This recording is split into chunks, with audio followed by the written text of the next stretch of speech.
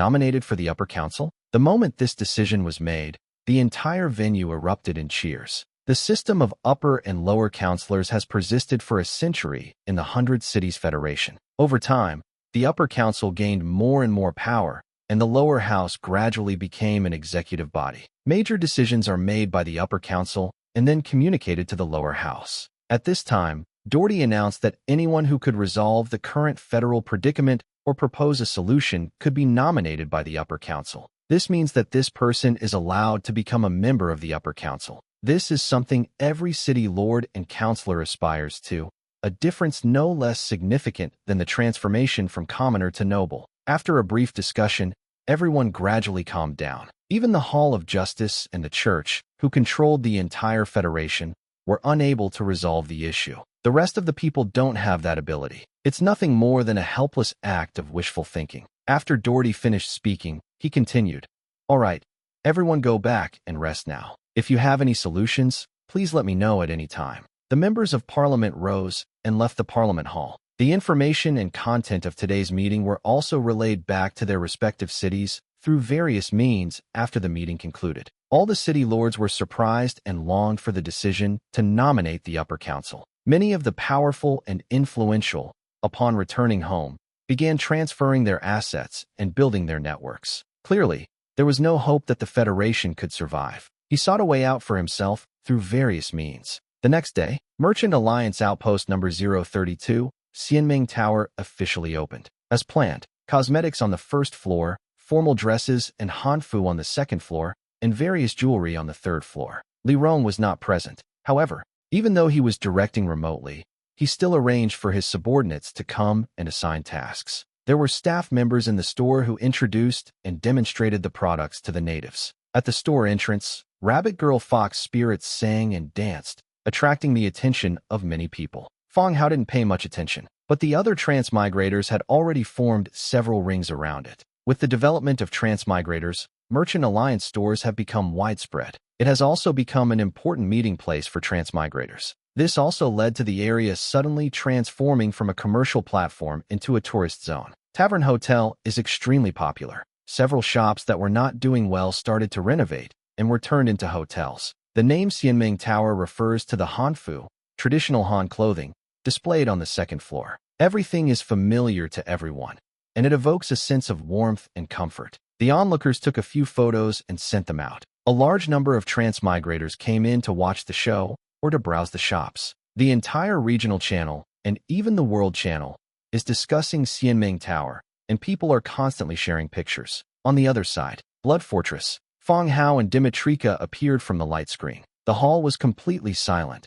Not a soul was in sight. But outside the fortress, it was unusually noisy. As I stepped out of Blood Fortress, I saw Amanda and Lorana talking quietly a short distance away. The two also noticed Fang Hao walking over. "How did it go?" Fang Hao asked. Amanda replied, "There's no problem. We're just waiting to sign the treaty with the Federation." "Well, let's wait a bit longer. The Federation has been holding meetings these past few days, so it's not their most urgent time yet," Fang Hao said. Amanda nodded, indicating that she understood. Lorana also asked, "Where are the people you transferred here?" "They should still be on their way. They should arrive around this afternoon." Huiwa Highlands is quite a distance from Pearl, not to mention Fang Hao's main city. Even riding the Bone Dragon takes about a day and a night. Fang Hao looked at Lorana and asked, "Find an empty city nearby. I want to convert it into an undead city." Lorana glanced at him with her big eyes and said, "Yes, let's go. I'll take you there." The group mounted their horses and headed out of the city. This is a castle called Dusk Reveler. Although it is not large in scale, it can still be considered a small city. Fang Hao opened the Lord's book and saw that the buildings in front of him could be directly converted. Should the original castle feasters be converted? Yes. Please select the city faction to switch to. Human faction, undead faction. Undead faction. A beam of light enveloped the entire city. Conversion complete. The countdown to the next transformation of Feastercaster's castle is 29 days and 59 hours. This ability has a countdown timer, meaning that the city cannot be converted again within 1 month. The light faded. The attributes of the Feaster Castle have also changed from level 8 Vampire Subordinate City to level 8 Undead Subordinate City. Fang Hao arrived at the open space and successively built a series of troop types. including skeleton transformation field, burial ground, firing range, undead mage tower, and spirit binding tower. Buildings. The entire city was enveloped in beams of light. The buildings took shape little by little in the light. Fang Hao asked, "Tell me what kind of troop type you need so I can recruit them for you." Amanda replied, "The Spirit Binding Guard needs 50,000 people, 10,000 engineers to operate the equipment, and we're not in a hurry to recruit the rest." Blood Fortress originally had a force of around 2 million. What Amanda needs are troop types with special functions. The Spirit Binding Guard possesses a soul and serves as a messenger within the army. Otherwise, with so many ordinary skeletons, a single command simply cannot be relayed, and using a large number of living beings troop type will slow down the army's progress. Good. Once the buildings were completed, Fang Hao immediately began recruiting for each one. Hundredfold amplification triggered, recruiting 50,500 spirit binding guards. Hundredfold amplification triggered, recruiting 10,100 skeleton engineers. This dwarf engineer is an 8th order troop type. The amount of gray iron stones required for recruitment was also considerable. A large number of troop types emerged, and Fang Hao continued to create equipment for these people under the leadership of Amanda. After recruiting, Fang Hao, who was needed by Amanda, went a troop type. In front of the buildings, recruit according to your own ideas. Hundredfold amplification triggered, recruiting skeleton technician 1212. Another 1,000 skeletons appeared, looking noticeably thinner. They stood there, dumbfounded. "Sir, what is this?" Amanda was somewhat confused. "This is a technician, you'll understand in a moment," Fang Hao said directly. Then, they went out of the city and came to a large open space. I opened the Lord's book and found the blueprint for the airship. Set the quantity to 12 and select Make. Hundredfold amplification triggered. Obtain a small hair airship 1212. Whoosh, whoosh. 1,000+ airships falling from the sky. The sheer force of it was quite terrifying. Amanda and Lorana both showed varying degrees of surprise. Once the airship appeared, Fang Hao continued to give orders. Technicians, 1 airship each, board the airship. The skeleton technicians, who had initially been stunned, began to take action. I boarded the airship and voluntarily entered the control room. Now, Amanda and the other person understood Fang Hao's thoughts. But Fang Hao explained, "I just received the technician 2 days ago, and I plan to install the cannon on an airship to participate in this war." Amanda thought for a moment.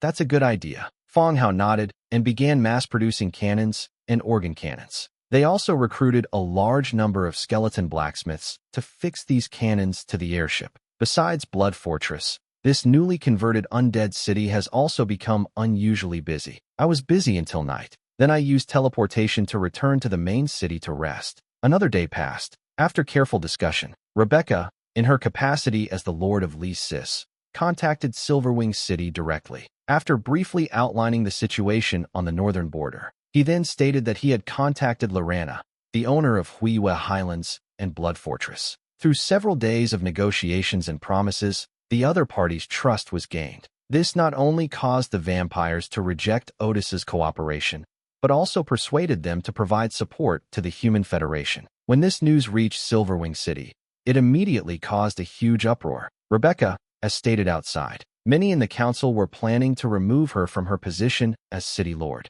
Unexpectedly, when the entire Federation was at a loss, she, a single woman, became the Federation's turning point. After discussions within the upper council and voting by representatives from all parties, ultimately, the council decided that Doherty would personally travel to Lee Sis the following day to discuss the details with the vampire leader. If there are no problems, then sign the alliance agreement directly. This helps alleviate the stress experienced by humans. The next day, Doherty of the Hall of Justice and Lorana of the Blood Fortress had a friendly meeting in the hall set up in Lee Sis. Lorana took the initiative, pointing out the disadvantages of the Federation from the outset. Her aggressive manner made it seem as if the Federation owed her a fortune. Furthermore, they also put forward their own plans and conditions. The vampire army will travel from the north towards Otis. The army launched an offensive, relieve human stress. The condition was that after the Otis Great Necropolis was captured, all the land and spoils would be taken by the Blood Fortress.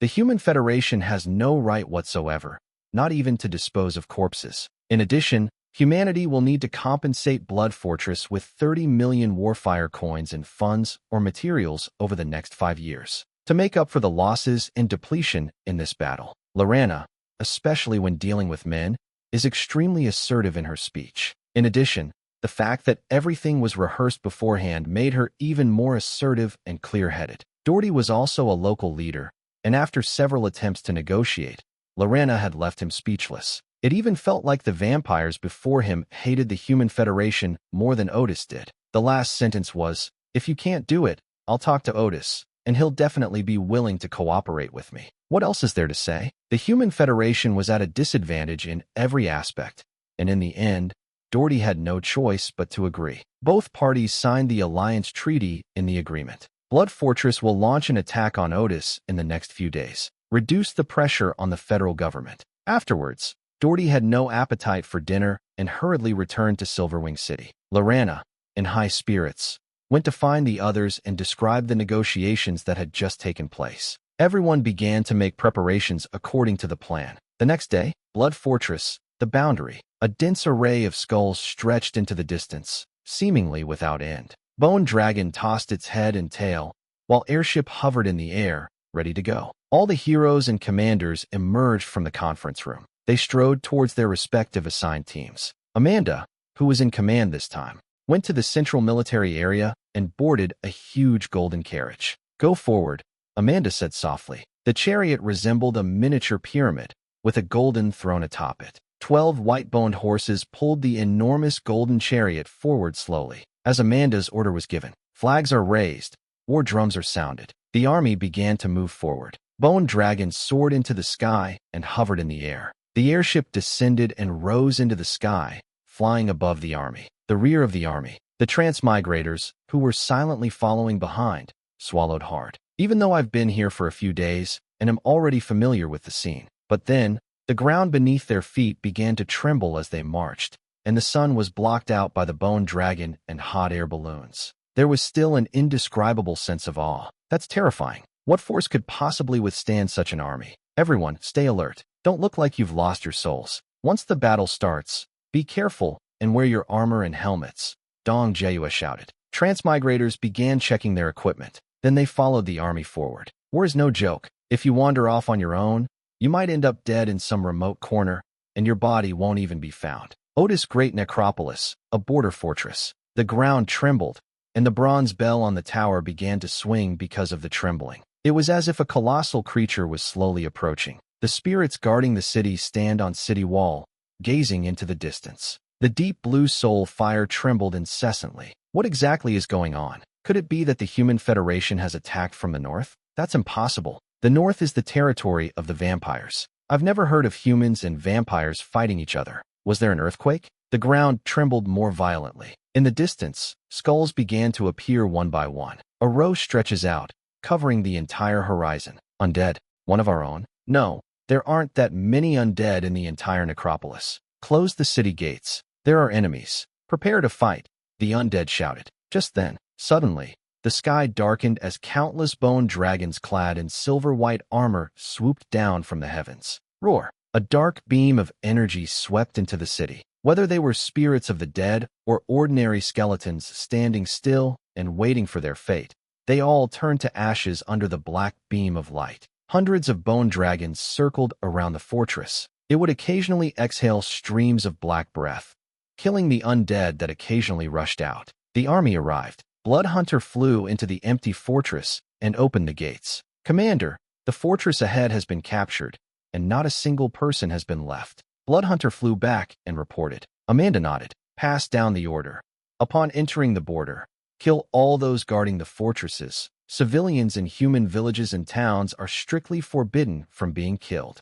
Yes, sir. The army passed through the fortress without any hindrance. We have officially entered the territory of Otis Great Necropolis. The transmigrators were left only to be amazed by the speed of the attack, while directing the skeletons to clean up the battlefield. Merchant Alliance headquarters. Succubus Bistro. The succubus, dressed in a sexy and daring outfit and with a voluptuous figure, winked at the group of people present. No one responded. She swayed her hips as she walked out of the private room. In the center of the private room is a round wooden table. Two groups of people sat on either side of the round table. On the left, a silver-haired girl, and Aragon, the world's second-ranked transmigrators. On the right are two gray dwarfs and Vedi. After the succubus left the room and closed the door, Gray Dwarf spoke first.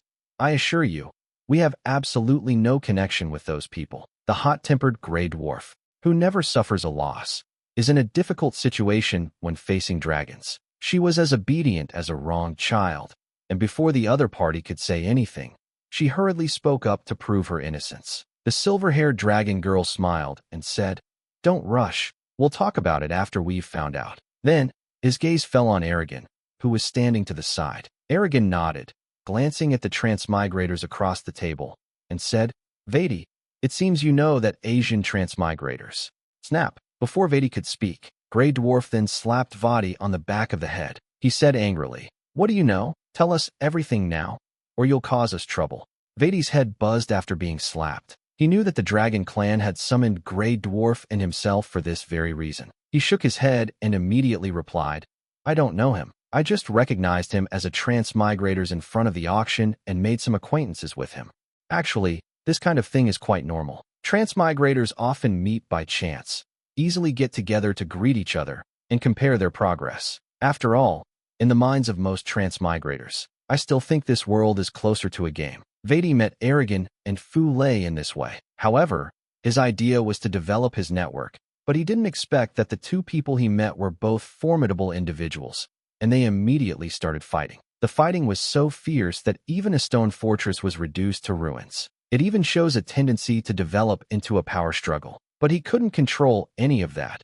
When gods fight, he, a mere mortal, suffers. If the explanation is not done well, the dragons will take their anger out on me. That's all the explanation. If you actually provide any useful information, that Fu Lei isn't someone to mess with, even if both sides handle it properly. But Gray Dwarf, terrified, will surely take his anger out on him when he gets back. He couldn't escape a beating. What terrible things have I done? Hearing Vedi's reply, Aragon was still somewhat unwilling to give up. He continued, "Vedi, you're a smart man. You should be well aware of the current situation. Hiding someone you've just met will cause a lot of trouble for both you and the dwarves." Vedi immediately said, "Mr. Aragon, I swear, what I said is absolutely true. I only met him twice at the entrance of the auction. I guarantee it." Aragon glanced at the silver-haired girl, noticing that she had no expression. He continued, "Does he have any friends?" "No, but I know his name." Their eyes lit up. "What's your name?" "His name is Fu Lei, and he is Chinese," Vedi said immediately. He couldn't afford to offend either the Dragon Clan or Aragon, so he wouldn't reveal any information that they considered useful. It's uncertain whether he'll be able to leave, so even if you don't want to get involved in their affair, you still have to tell people what you know. Fu Lei, a Chinese. Aragon and the silver-haired dragon girl both pondered for a moment. Aragon even took out the Lord's book and searched for it. Search by name. A large group of Fu Lei appeared, and after identifying dozens of them, none of them were the person he was looking for. It is obviously unlikely that you can find out who it is based on just a name. Is there any other information? Aragon continued to ask. That's it. I only met him once, so I don't know anything about him. Think about it again. This is good for you. The silver-haired dragon girl's voice was icy, and the threat was obvious. Vedi looked troubled. What else could he possibly come up with? We only met once, and we didn't even exchange more than a few words. If you ask me to make it up, I can make it up. But what if you come looking for me after I've made it up? Under the cold stares of a group of people, large beads of sweat dripped from his head. He kept replaying the scene of his meeting with Fu Lei in his mind, and what the two of them talked about. It seems that whenever the two meet, he is the one doing all the talking. When talking about dwarves or dragons, the other party rarely says anything about themselves. Suddenly, Vedi's eyes lit up. He suddenly raised his head and said, "I remember now. This message will definitely be useful to you." The others also showed a change in expression. "What news?" "That Fu Lei is affiliated with Lizard Man." Lizard Man? Lizard Man was indeed present during the fight with them. It's not just the Lizard Man, but also the Undead and Orcs. The combat power of all of them is not low, but Lizard Man is a top-tier fighter. Could it be that they are truly dependent on the Lizard Man? The silver-haired dragon girl pressed further. "Are you sure?" "Yes, that's for sure. He told me he's affiliated with the Lizard Man." Vedi said immediately. "Okay, I understand. You did a good job." The silver-haired dragon girl said softly. Of course. Vadi and the dragon girl chatted for a few more minutes in the private room. Seeing that the dragons had turned their attention to Lizard Man, they breathed a sigh of relief. Anyone who provokes the dragons is doomed. It never ends. They won't stop until the other party is satisfied. Seeing that there was nothing more to do with Grey Dwarf, they took their leave. Aragon and the silver-haired dragon girl were left in the private room, eating the food on the table. Succubus Bistro, except for special services. The drinks are also very famous. They taste incredibly fragrant and have a captivating, intoxicating quality. The silver-haired dragon girl took a sip of the fragrant wine and smacked her lips. It's clear that this giant dragon girl with a youthful face really likes this kind of wine. Aragon then asked, "Ms. Bate, what's our next step in the investigation? He was seriously injured last time too. The bandages on my body haven't been removed yet." He also wanted to find the other party as soon as possible so that the dragon clan could teach this guy a lesson. He also avenged himself. The silver-haired dragon girl scoffed. No need to investigate anymore. Now that it's confirmed to be related to the Lizard Man, things will be much easier. Go find the Lizard Man. The dragon girl took another sip, her cheeks slightly flushed. Well, once we return to the dragon clan, we'll tell the elders what happened. Then, when we go to the Lizard Man, we'll naturally be able to find out who this person is. Good. Aragon said no more and began to eat the food on the table. The next day, early morning, Fang Hao groggily opened his eyes and gently placed the two thighs that were pressing down on him aside. I sat up and had just put on my clothes when Lord's book chimed with a notification. It was a private message from Dong Jiayue. Upon opening, you'll find a combat report from Blood Fortress. Since the offensive began yesterday, the Undead army has not stopped. Following the previously planned route, they pushed forward sideways. The fortresses and cities that Otis had set up were no match for their own army. They were basically wiped out by Bone Dragon as soon as he passed by. Even the more difficult-to-conquer cities were reduced to ruins under the bombardment of the airship's giant cannons. The army marched over the ruins. The journey is going smoothly so far, with no obstacles for the army. Even the human transmigrators following behind have all boarded the carriage. They ate and slept in the carriage so as not to slow down the march. At the same time, Amanda also kept her promise to Fang Hao. Having reclaimed their homeland, they eliminated only Otis's army and Undead, and human villages and towns were not attacked or harassed. On the contrary, the humans in the village, upon hearing that the gold-eating queen had returned, proactively provided a great deal of information. It has added a lot of missing map routes. Overall, everything went very smoothly. I wonder if Otis received any news of the attack on the north side overnight. If they found out, Otis would probably be the one in a hurry. Otis is now in a dilemma. To the south,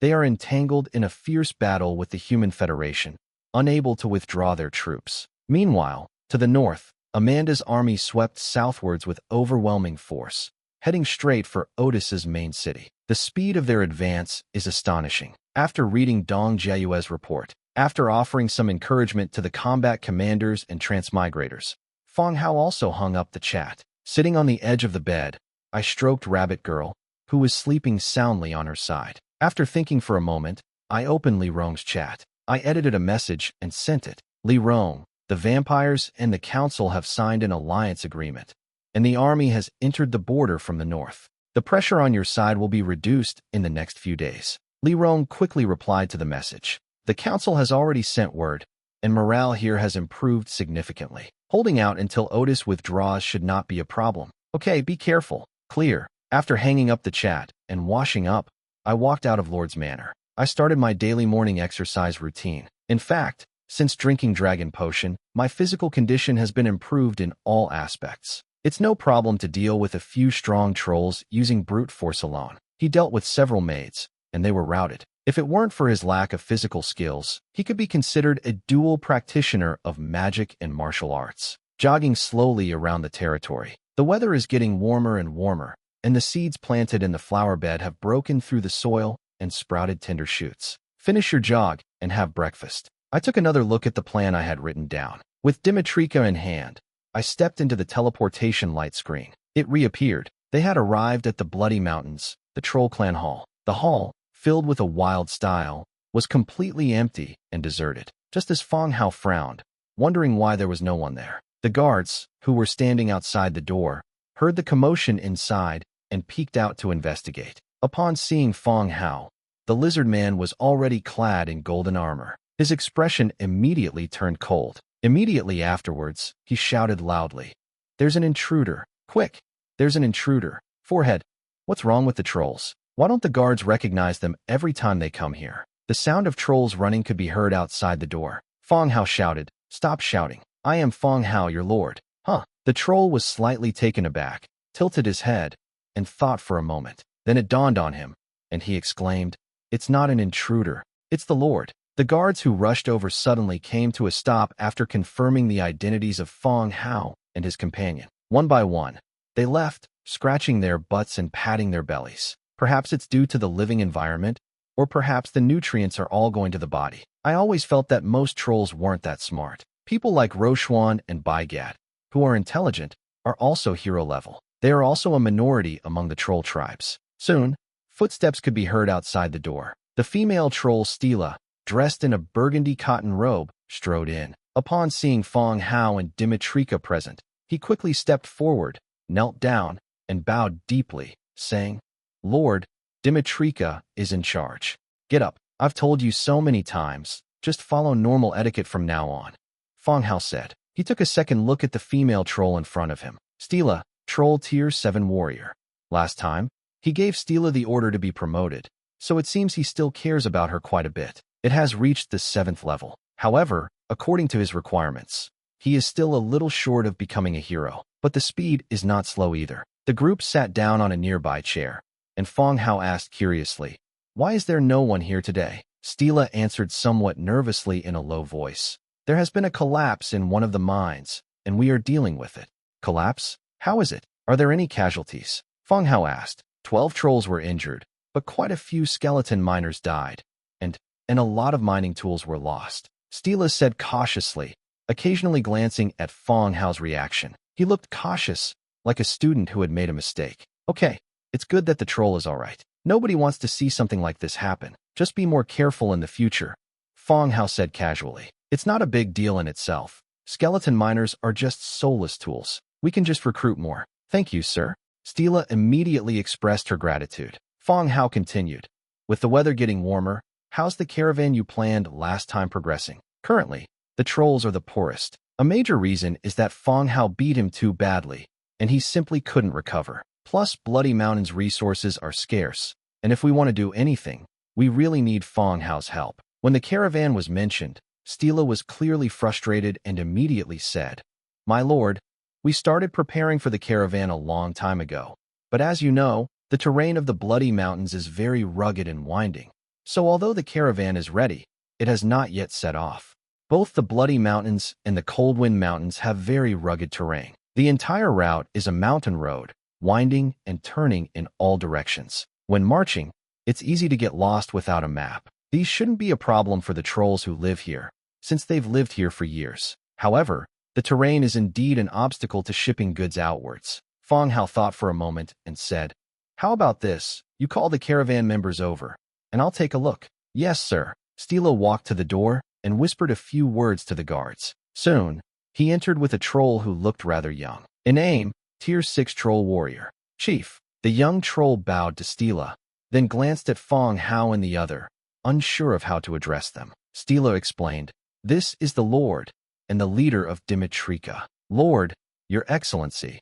The young troll immediately bowed. Fang Hao nodded, looking quite intelligent. "In name." "Yes, lord," Iname said, bowing respectfully. "Stila plans to entrust the caravan to you. What are your special skills?" Fang Hao asked. Iname thought for a moment and said, "Sir, I can do the accounting. I am in charge of counting the supplies in the city, and I am also responsible for exchanging goods with the merchants who come." Profound. Fang Hao now knew why Stila chose him. Being able to calculate the accounts clearly is quite an achievement among trolls. "Okay, tell me what kind of goods have been prepared." "Abundant beast hide, rock mushrooms, rock goat milk, giant rock honey." Iname talked about a lot of things, most of which were related to the stone mountain. Fang Hao nodded and said, "Okay, you can go now. Stila will tell you what to do later." "Yes, sir." Iname nodded and left the room. There were 3 people left in the hall. Fang Hao continued, "Regarding the caravan issue, we'll continue planning. Within half a month, I'll provide you with an airship for cargo transportation. He didn't consider that the caravans would need to use airships, and instead allocated them all to the battle against Otis. We can only wait until it's over and then transfer one over for the trolls to use. Stila nodded, but then asked, Sir, what is an airship? Fang Hao gave a brief explanation, explaining that flying in the sky meant there was no need to worry about rugged terrain. They were overjoyed. Thank you, sir. Thank you, sir. Stila continued to express her gratitude. All right, that's all I wanted to talk about regarding the caravan. Let's go. I'll go recruit some skeleton miners. Mine mining must continue. Yes, sir. After the group left, Fang Hao recruited 20,000 miners and handed them over to Stila. Afterwards, Fang Hao continued his journey to Cold Wind Mountains, Copper Bowl City, Tusco, Gray Iron City, Prul, and Lysis to finalize the caravan arrangements. To enable all cities to move freely, and to support ordinary civilian caravans to travel to different cities for trade. On the other side, Lizardman's main city, Zethrin. In the translation, Zethrin means City of the Sun. It was an important center of power for the southern Lizardmans. The palace was filled with religious decorations. Queen Anastasia reclines gracefully on the sofa. The attendants served him carefully from the side. At that moment, a Lizardman strode in, bowed, and said, Your Majesty, the Dragon Clan envoy requests the use of the teleportation array. Queen Anastasia froze, her expression turning serious. Who did you say came? Your Majesty, it is an envoy from the Dragon Clan requesting the use of the teleportation array, the Lizardman below repeated. The Queen's expression grew increasingly serious. The dragons and the Lizardman have never had any contact. Arriving at this time, I subconsciously thought of Fang Hao. Could it be that the Dragon Clan has discovered Fang Hao's situation? That's not right. Even if they found out, why would they come to me? Clearly, the dragons have discovered something. After weighing the options in his mind, he continued. How many applications need to be approved? 4 people. Give them 2 teleportation slots. Then take them to the reception room. Yes, Your Majesty. The Lizardman merchant left, and the Queen rose, changed into a formal outfit with the help of her attendants, and walked unhappily toward the drawing room. I waited for a while in the reception room. Then they saw a silver-haired girl with dragon horns and a blonde human. Dragon bait. Arrogant. Greetings, Your Majesty. The 2 bowed slightly. Both his actions and words conveyed a sense of superficial respect. The Queen didn't seem to mind and casually said, Please sit down. Both sides maintained a somewhat lukewarm attitude. After the 2 sat down, the Queen asked directly, Is there anything I can do for you 2 today? The silver-haired dragon maiden, Bait, calmly stated, At the Merchant Alliance auction, our dragon race was attacked by a transmigrators. The dragons are under attack? Your dragon race is already doing well by not bullying others, yet you still get attacked. Thinking to herself, Queen Anastasia remained calm. I was there too, and I witnessed your battle. Oh, the Queen is here too? The silver-haired dragon girl asked curiously. I only saw it from afar. The silver-haired dragon girl pondered for a moment before asking. Then, does Your Majesty know the other party's identity? I don't know him. Oh, the dragon girl's expression turned serious. She leaned back in her chair and said again, We've received some intelligence that the transmigrators are affiliated with the Lizard Man. The Queen's eyes narrowed instantly, her cold, vertical pupils sweeping over the 2 people present. It seemed as if they were considering whether to teach them a lesson. In the end, the answer was still the same, that transmigrators had no connection with the Holy Dynasty. Oh, we saw the Lizard Man there. It seems that Lizard Man is not the only one among the transmigrators' companions. Just for this reason, they come here to demand people. Has the Dragon Clan become so unreasonable? Lizard Folk Queen, a dark gold tier 9 hero. He was just 1 step away from becoming a demigod hero. No one, no force, would dare to speak to her like that. But the dragons didn't care, and it was just a little orange girl who came here directly to ask for people. Fang Hao has absolutely no connection with them. At least for now. It doesn't matter. Despite the Queen's displeasure, the silver-haired dragon girl showed no fear. He glanced at Aragon beside him with a nonchalant expression. The latter nodded and immediately said, Your Majesty, this transmigrators is named Fu Lei. Could you please confirm whether it is your transmigrators? Fu Lei? The Queen was taken aback. After all that, you guys couldn't even find out the name. That makes things easier, and besides, we really don't have that person on our side. The Queen nodded and said to the attendant beside her, Bring the priest of Tic-Tac-Da over. The attendant responded and left. When they returned, They were followed by the lizard man priest in a wide robe. His Majesty, the queen nodded and asked softly, "Is there a register of the transmigrators supported by the Holy Dynasty? Some Your Majesties have detailed records of their names, positions, and areas of expertise." Tic-Tacta replied, "Okay. Is there a person named Fu Lei inside?" Tic-Tacta took out a roster from his pocket and began to check it one by one. "It appears that there are quite a few transmigrators in the Lizardman area." "No, Your Majesty," Tic-Tacta finally replied, shaking his head. This caused the two dragons to frown instantly. That shouldn't be the case. The silver-haired dragon girl continued. "Let's take a look at the roster." Bang! The queen slammed her hand heavily on the back of her chair and shouted coldly, "Don't push your luck. Information within a race is always kept secret. How can outsiders just look at it as they please? Your Majesty, this matter is of great importance to the dragon clan," the silver-haired dragon girl said again. The queen was so angry that her chest heaved, but she didn't want the dragons to give up their idea, fearing they would come to harass her again in the future. After taking a deep breath, he said coldly, "You can take a look, but once you're sure it has nothing to do with us, don't bother with this matter anymore." "Can?" The queen nodded and gave a wink to the priests below. The latter stepped forward and handed the roster to the dragon. Dragon Girl and Eric began to look through the roster one by one. After checking each one, it was confirmed that there was no such name as Fu Lei. Judging from the neatly arranged list, there were no signs of alteration or erasure. Of course, it's also possible that Lizardman never recorded the name Fu Lei, but that's unlikely. Did I misunderstand? Not the southern Lizardmen, but those guys from the north? After comparing it twice, the register was closed and returned to the priest. "So, what clues do you have?" the queen asked sarcastically. The silver-haired dragon girl stood up abruptly. "Since it's not the lizard man, let's head back. See a visitor out." Lizardman's attendant led the two away. Returns via teleportation array. Both the silver-haired girl and Aragon looked rather grim. "What should we do?" Aragon asked. "Finding a transmigrators is extremely difficult, like searching for a needle in a haystack. I thought I would find some clues by going to Lizardman, but then the trail went cold again." The dragon girl said, "Let's go back first and tell the clan about what happened here." On the other side, Otis Great Necropolis, Sinjin Valley. Once upon a time, the kingdom of Anglianal was under the rule of the gold-eating queen. Sinkin Valley is an important grain-producing base for the kingdom. The harvest season has arrived. The Golden Valley is as lush as a forest. At a glance, the earth was covered in gold. At this moment, looking around, wild smoke and overgrown weeds, withered branches and decaying bones. Asidi sat on the back of Wind Demon. His gaze swept over the desolate landscape around him. "Is this the place?" Asidi looked to the side. Transmigrators. Xiaoxing immediately opened the map to confirm. "It's here. The location is correct." Xiaoxing was a subordinate city lord under Zhongbin. Amanda assigned him the task of accompanying Cavalry General Asidi to Sunjin Valley to gather intelligence and supplement the incomplete map. I followed the map all the way here, but when I arrived at the destination, I didn't see the scene described. Instead, it felt like I had entered some kind of ghost realm, a desolate and gloomy landscape. Asidi glanced at the parchment map in his hand again, confirming that he hadn't gone astray. He waved his hand slightly. "Let's go.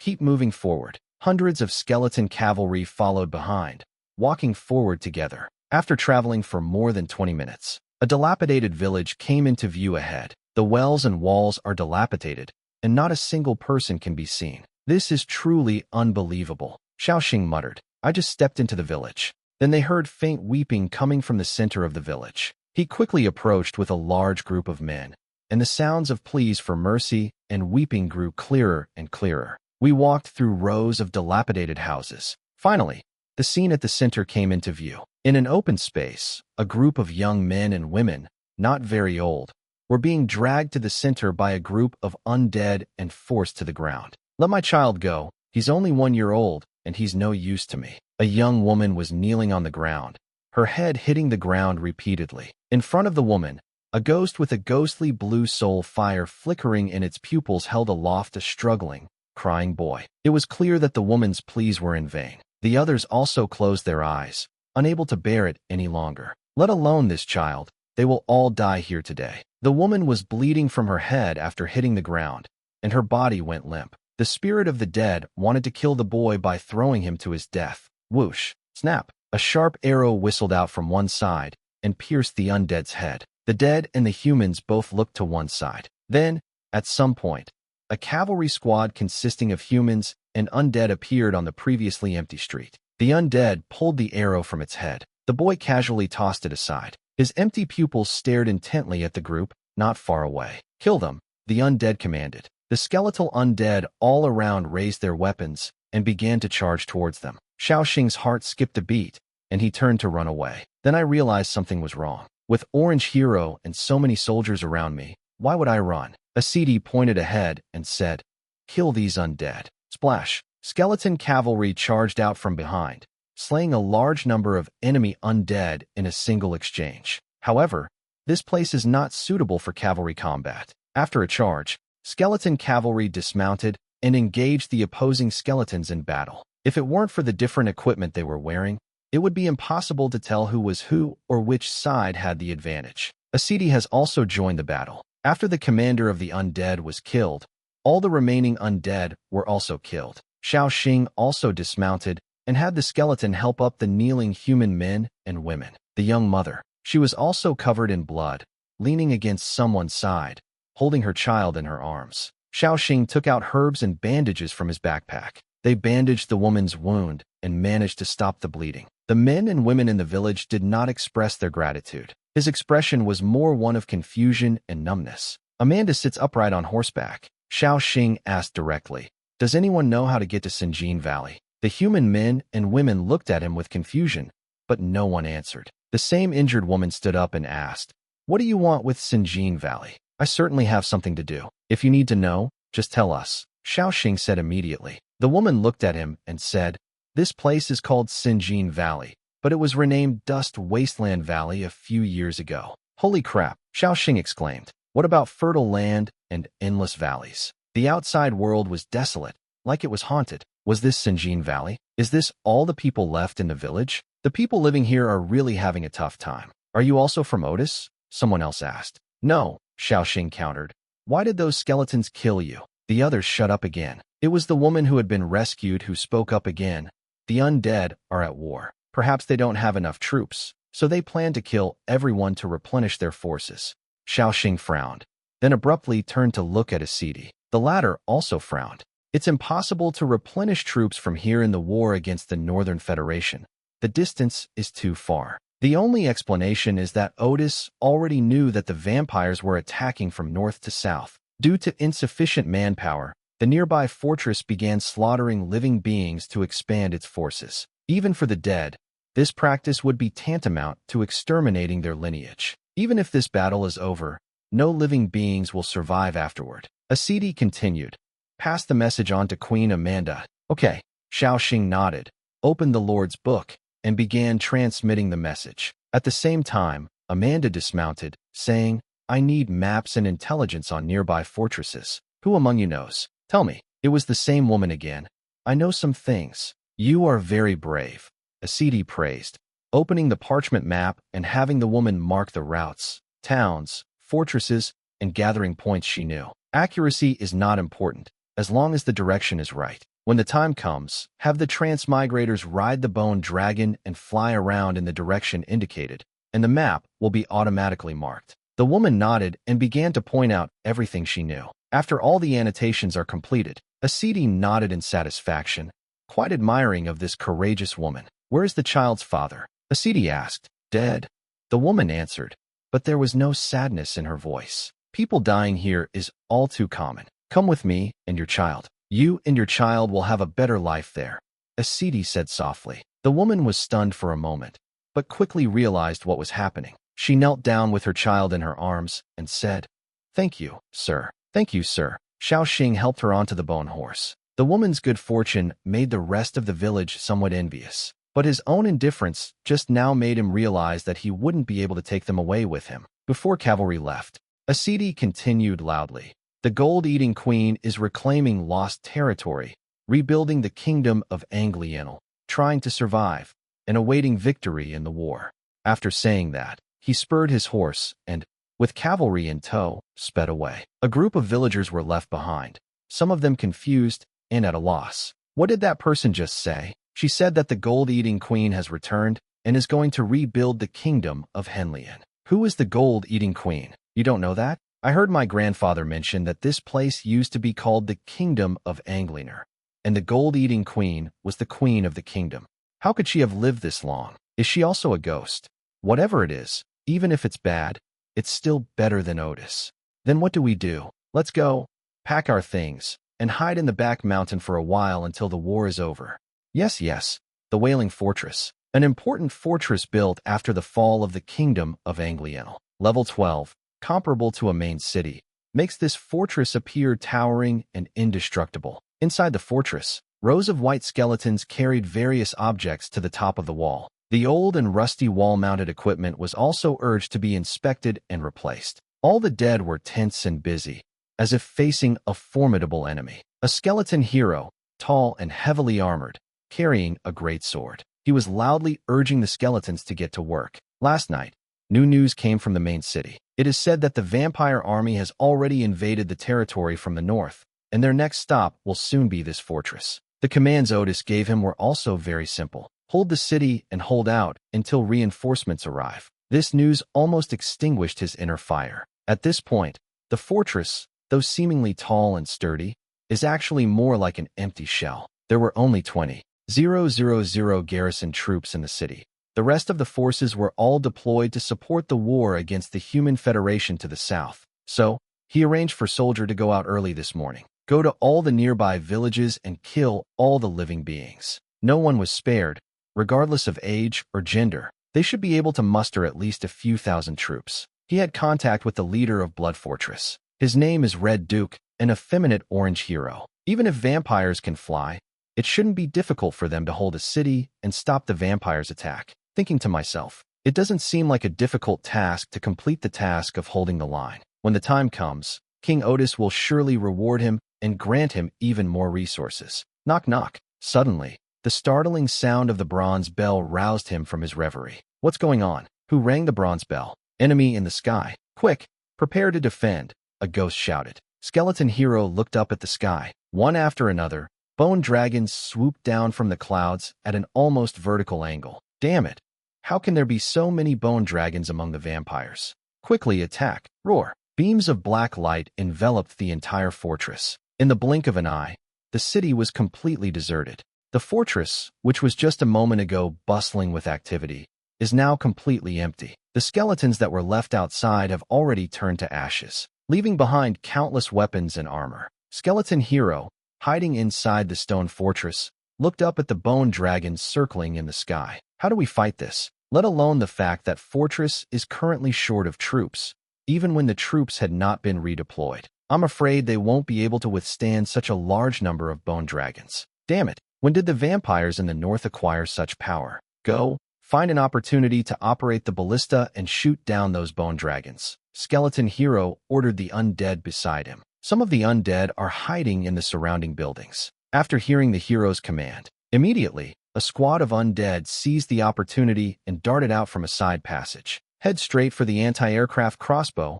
on City Wall. Clearly, they haven't given up and are planning to take a gamble. However, the dead were right. Just as it burst forth, several black beams of light simultaneously fell from the sky in 4 directions. When the beam of light disappears, the fleeing spirits had vanished, along with the original weapon. The equipment was also turned into several pools of molten iron. Skeleton Hero, looking outside, the soul fire trembled violently. It's over. There's absolutely no chance. Take out the communicating conch shell and pass the message here to Otis. At that moment, 2 spirit-binding guards with soul fire ran over. He asked, "Commander, what should we do?" Skeleton Hero put away the communicating conch shell. There's still a chance. We can hide in the buildings.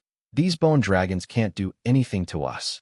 No spirit said anything. Given the current situation, there is no hope whatsoever. Just then, a guard shouted from the buildings across the street. Look, the bone dragons have scattered. They're retreating. All the dead who possess souls looked up at the sky. Bone dragon began to disperse, and the sunlight shone down again. For the first time, as spirits of the dead, they felt the sunlight was so bright and warm. However, the next second, all the undead realized something was wrong. Then, one after another, huge airships began to approach. A small section of black cannon barrel could be vaguely seen protruding from the deck above. What is that? Under the watchful eyes of all the dead, the airships lined up in the sky. Thump, thump, thump. Smoke rises. Shells flew down from the sky and crashed into the fortress buildings. Boom, boom, boom, boom. Dense artillery shells exploded one after another in the city. Brilliant flames rose up. The walls were broken and the houses collapsed. When the smoke cleared,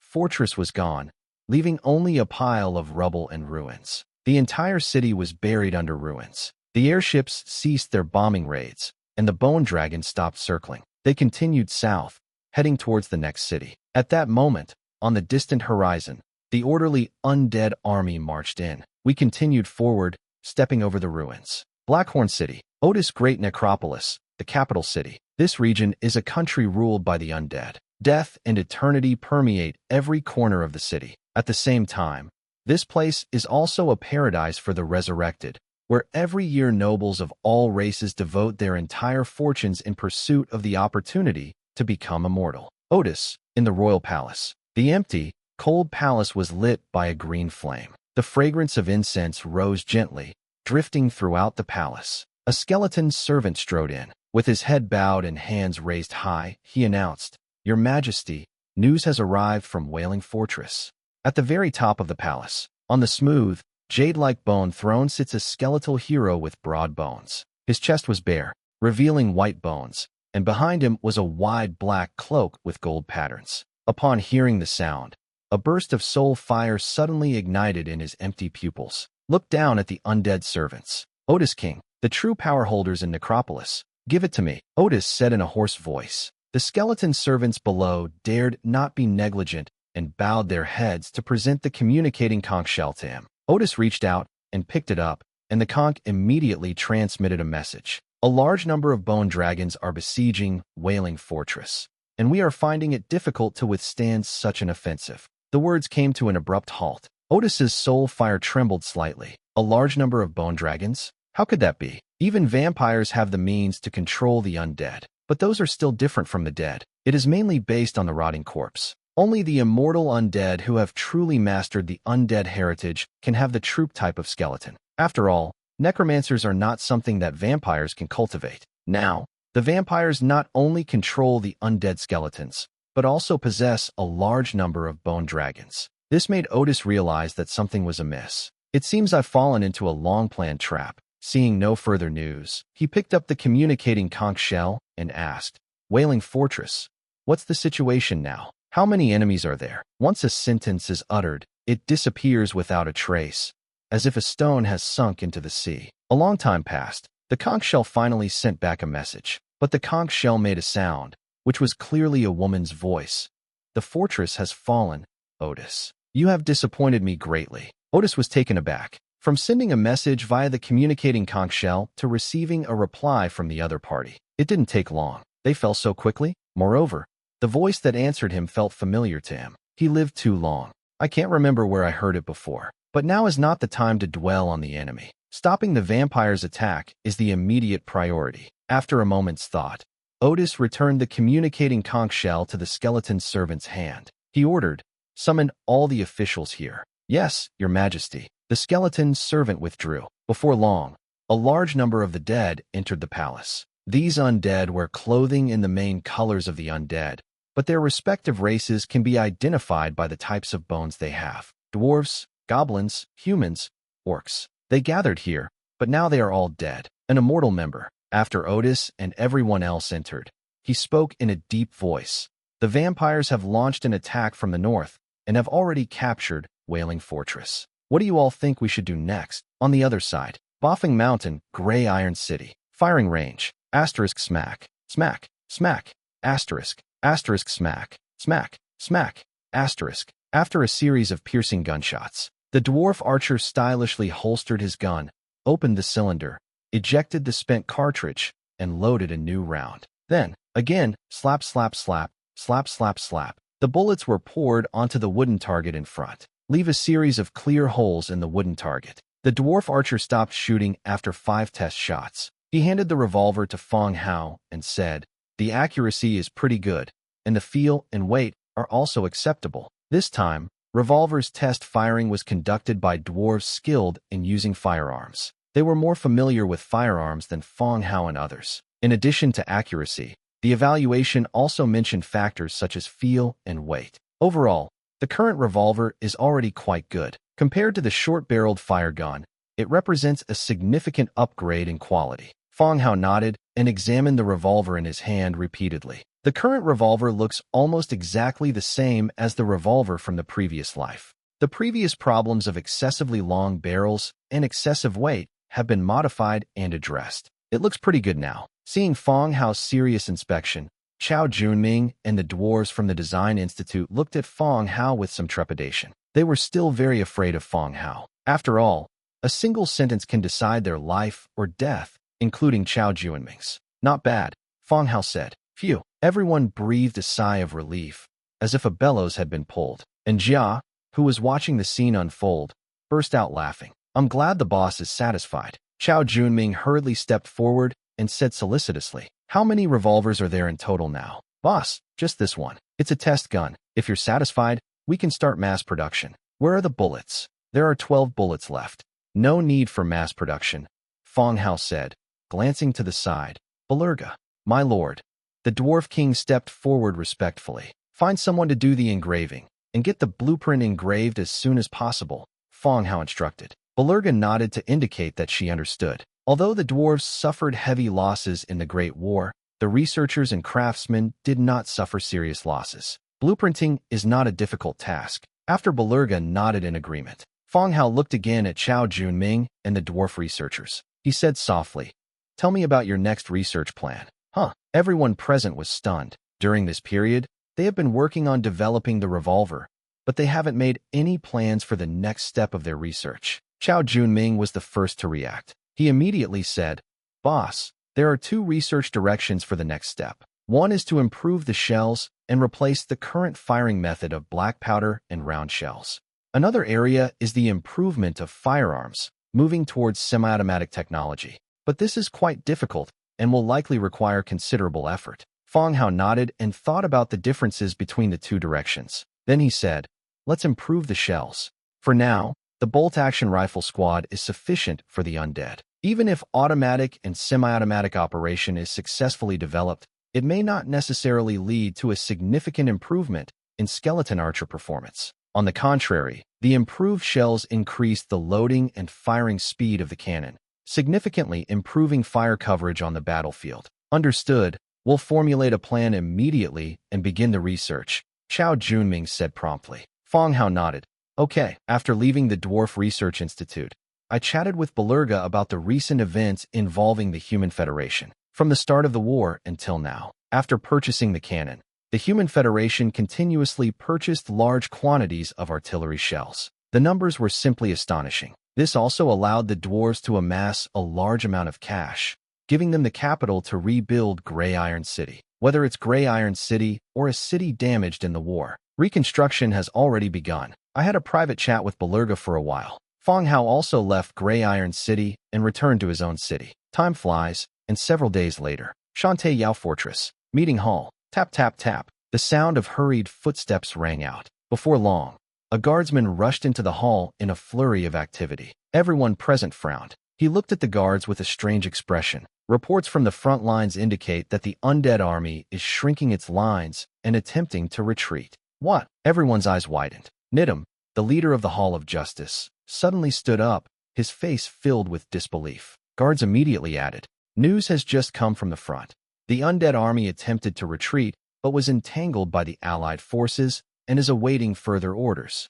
This, after receiving a positive response from the guards, everyone showed expressions of joy. Finally, the Undead retreated. The Human Federation has weathered this storm. Seeing everyone's relieved expressions, Li Rong, standing at the back, curled her lip in disapproval. He thought to himself, you should thank your mother. If I hadn't been urging Fang Hao every day, would the Undead have retreated so quickly? I've saved so many people. But she couldn't say any of this out loud.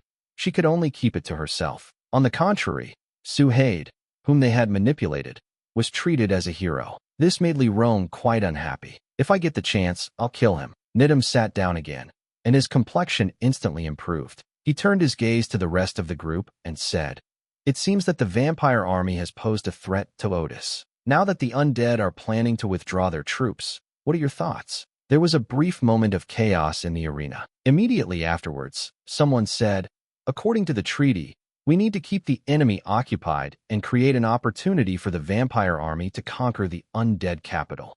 Vampires are also enemies of humanity. I think we should let the undead retreat and then let them fight each other, losing troops. This would be most beneficial to the Federation. But what if the vampires discover our trickery and decide to abandon us, joining forces with the undead?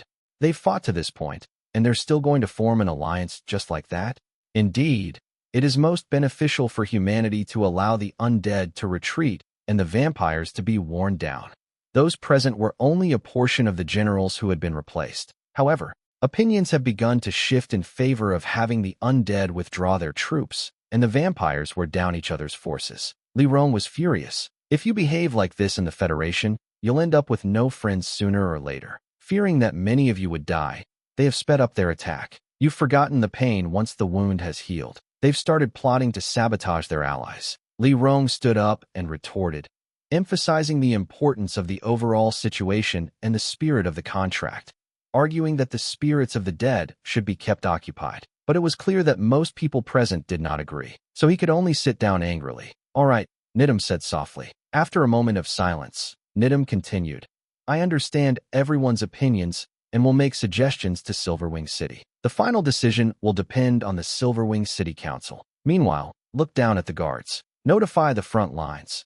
Until new orders are issued, keep the dead occupied, taking one step back and one step forward. Yes, guards replied, turning and running out. The meeting ended, and everyone went back to relay the good news. Main City, in front of Wishing Pool, 3 bunny girls are clasping their hands to their chests and praying with their eyes closed. The once crystal-clear bottom of the pool has now been covered with a layer of golden coins. After Fang Hao told them last time that this was the wishing pool, maids come every day to make sincere wishes. He looked even more devout than the church's believers. Fang Hao stepped forward and began an equivalent exchange. Dragon Crystal 45. Materials, Bloodstone 100/100, high success rate.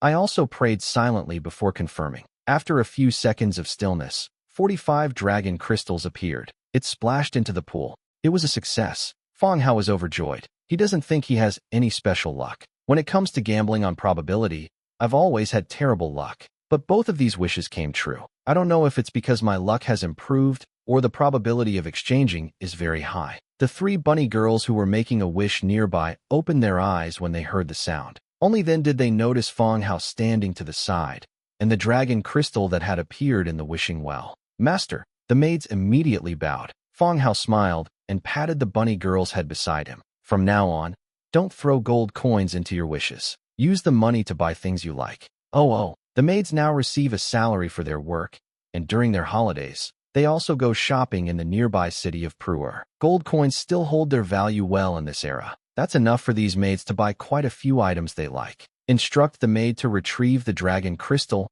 and set it aside. Fang Hao also headed towards the skull conversion field. Now that we have more dragon crystals, we should recruit them first. Anyway, it doesn't require eating or drinking, and it can improve the security of the territory. In front of the conversion site, open the recruitment interface. Bone Dragon, 10 writhing spine, 7 marks of death, 5-star silver, 10 dragon crystals. The last recruitment used 40 dragon crystals. The remaining 5, plus this time 45. You can recruit 5 times. The quantity was adjusted to 5. Recruitment confirmed. 100x boost triggered. Recruit 505 bone dragons. Whoosh, whoosh. The sky suddenly darkened. The 505-headed skeletal dragon appeared out of nowhere, its fleshy wings flashing, creating waves of air. Then, it landed in all directions. And then they made a mess of the tidy environment again. Go to the open space at the north gate and wait for orders, Fang Hao shouted. Call. The bone dragons took flight and headed towards the north gate. Fang Hao once again sought out the skeleton blacksmith, who crafted the equipment for the bone dragon himself, and then had the blacksmith equip the bone dragon with it. Now that I think about it, the territory has 1,106 skull dinosaurs. 5 of the bone dragons were lost in the battles of Bloody Mountains and 8 Peaks. It caused Fang Hao a lot of heartache at the time. These 1,106 skull dragons were distributed throughout the territory. Main city, 646 heads. Cold Wind Mountains, 10 heads. Blood Mountain, 10 heads. Gray Iron City, 20 heads. Radiant Moon Highlands, 400 heads. Webweaver Camp, 5 heads. Tuskok City, 10 heads. The remaining ones were allocated by Fang Hao to heroes and special personnel as long-distance mounts. The total number has reached an astonishing figure. Even if the dragons come looking for trouble now, the power in the sky is enough to put them to the test. Unless the entire dragon race comes out of the nest and flies thousands of miles to fight him to the death. Otherwise, there really wouldn't be any way to deal with oneself. Not far away, skeleton blacksmiths were clanging and banging as they dressed the bone dragon in equipment. Behind him, the skeleton merchant, Duogene, quickly walked over. "Sir, Mr. Kuptater from the Merchant Alliance has requested to use the teleportation array," Dominic said. "The person in charge of the 032 ND Business Alliance location. Now I'm in charge of handling the compensation matters for Fang Hao from the Business Alliance headquarters. Take him to the reception room," Fang Hao said, and walked towards the Lord's mansion. Reception room. The goblin, dressed quite elegantly, picked up the fruit wine and took a sip. After smacking his lips, he said, "The Business Alliance headquarters has confirmed the proportion and amount of compensation that both parties need to pay." "Oh, the dragons are cooperating?" "The dragons remain stubborn, but the Merchant Alliance can't delay any longer.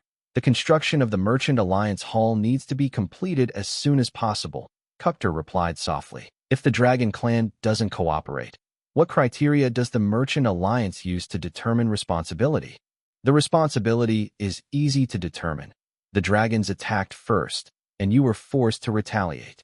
"Oh, so my responsibility is small." Fang Hao was secretly delighted. This would save him a lot of money in compensation. Kupter smiled confidently and said, "I have been in charge of managing Base 032 for many years, and I understand the division of responsibilities here better than you do. The Dragon Clan is naturally the primary party responsible. Having inside connections really makes things easier." The Dragon Clan's tough stance further angered the Merchant Alliance. They didn't intend to drag it out any longer and issued compensation directly. Fang Hao smiled. "Mr. Kuketer, you've gone to so much trouble. How much compensation do I need?" Kupter pulled out a small notebook. He read aloud.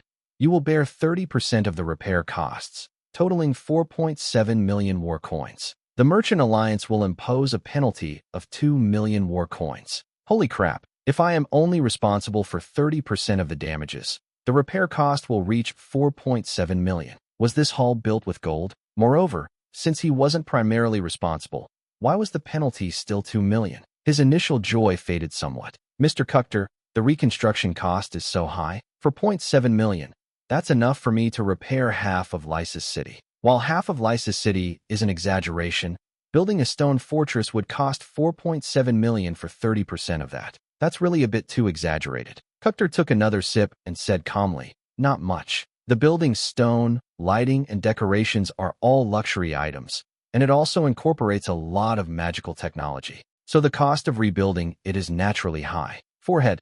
Even if that's true, Fang Hao still felt the price was a bit high. "What about the fine? I acted in self-defense, so do I still have to pay a fine?"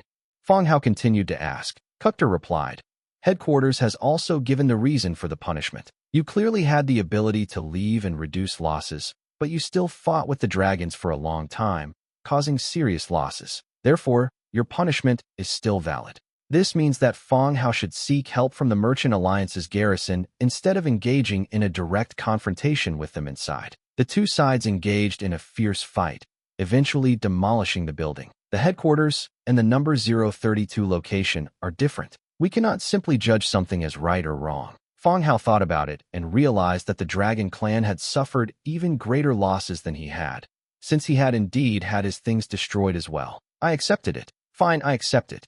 Fang Hao took out the corresponding war coins from his spatial storage and handed them to the goblin in front of him. "In a way, the dispute with the Business Alliance has come to an end. How is the Dragon Clan doing lately?" Fang Hao continued to ask. Kupter frowned and said, "I heard they're still investigating you, but it seems there's been no progress." Fang Hao smiled. It seemed the Dragon Clan wasn't very helpful after all. They can't even find out about something this small. Without asking any further questions, he continued, I'd like to open a store at headquarters. What procedures are involved? Cough. Cutter coughed lightly. His gaze held a hint of surprise. You're opening a store at headquarters? Or is it for that cosmetics thing? No.